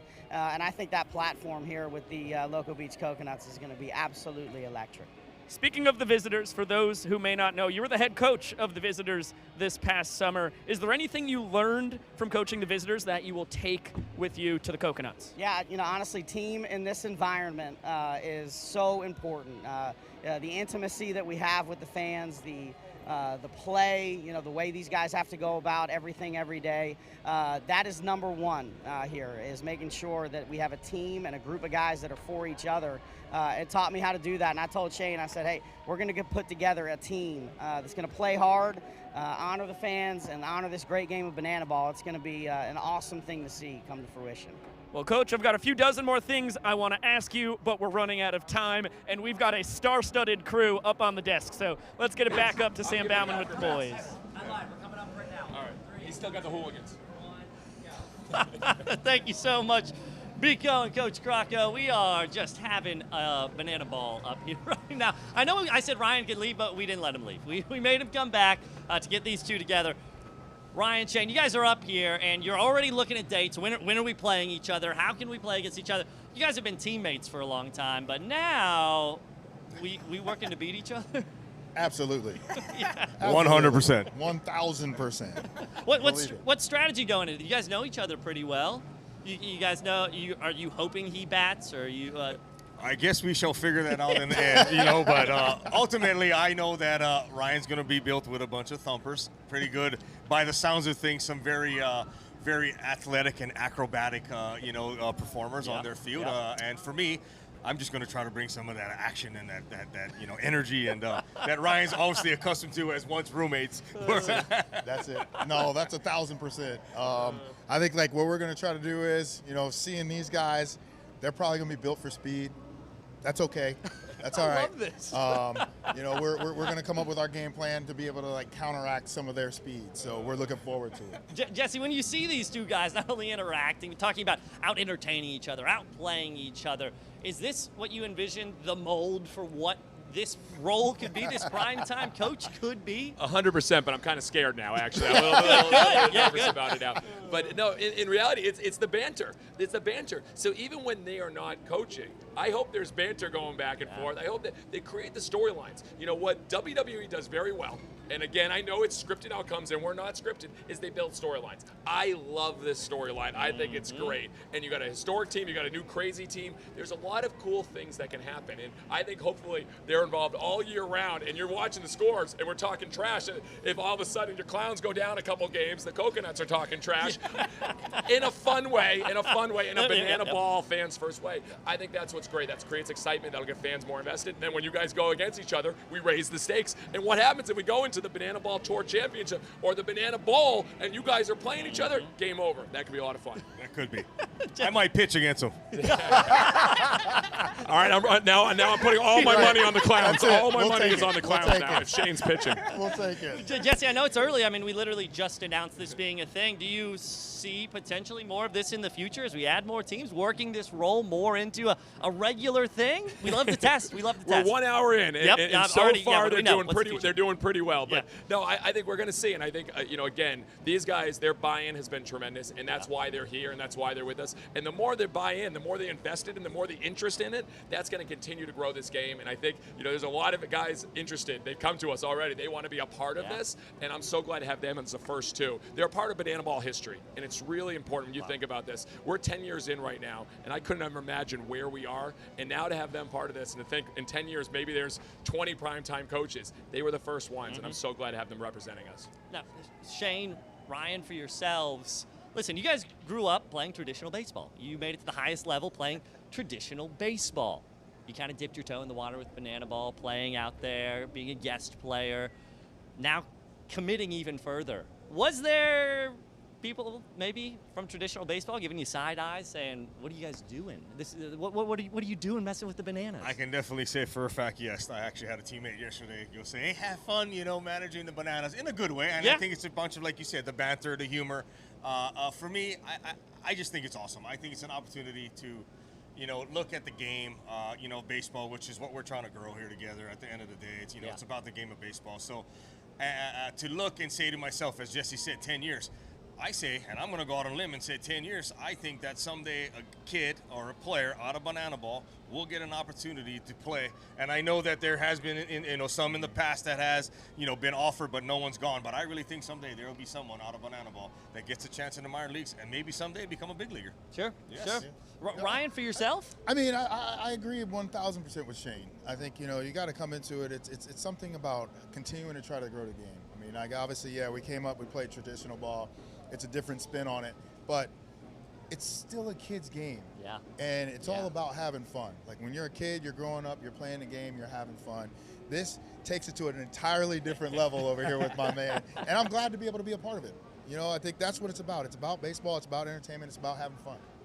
I love that. We are having a lot of fun. Jesse, you touched on it just a little bit, but how important is it having the buy-in from guys like this, from other players we've seen in the past? That's how this all works. It starts with the players, starts with the coaches. When they believe in this and they believe it's bigger than baseball, it's not just about how you do on the field, it's the impact you make on others. And I see it, you know, with kids every day, their first ball, they're picking up a yellow banana ball and they're doing trick plays in the backyard. And to see that more kids playing the game, we know there's challenges right now. And how do we get more kids playing? We make it fun. We have players that are doing it. And hey, we're not just going out and it's all about how far you can hit a ball or how you can steal a base. It's about, hey, what are you going to do to have fun on the field, make an impact with fans, and create a great experience. And that's what our guys do. Our players put everything into it. These guys, when they played, they put everything into it. And now you marry these two together, and it's going to be pretty fun to watch. Well, Jesse Cole, you could not have put a better bow on the show for us tonight. We could talk about this for hours more, and I guarantee after the cameras shut down, we certainly will. I mean, we're talking 45 states, 75 stadiums, 3.2 million fans.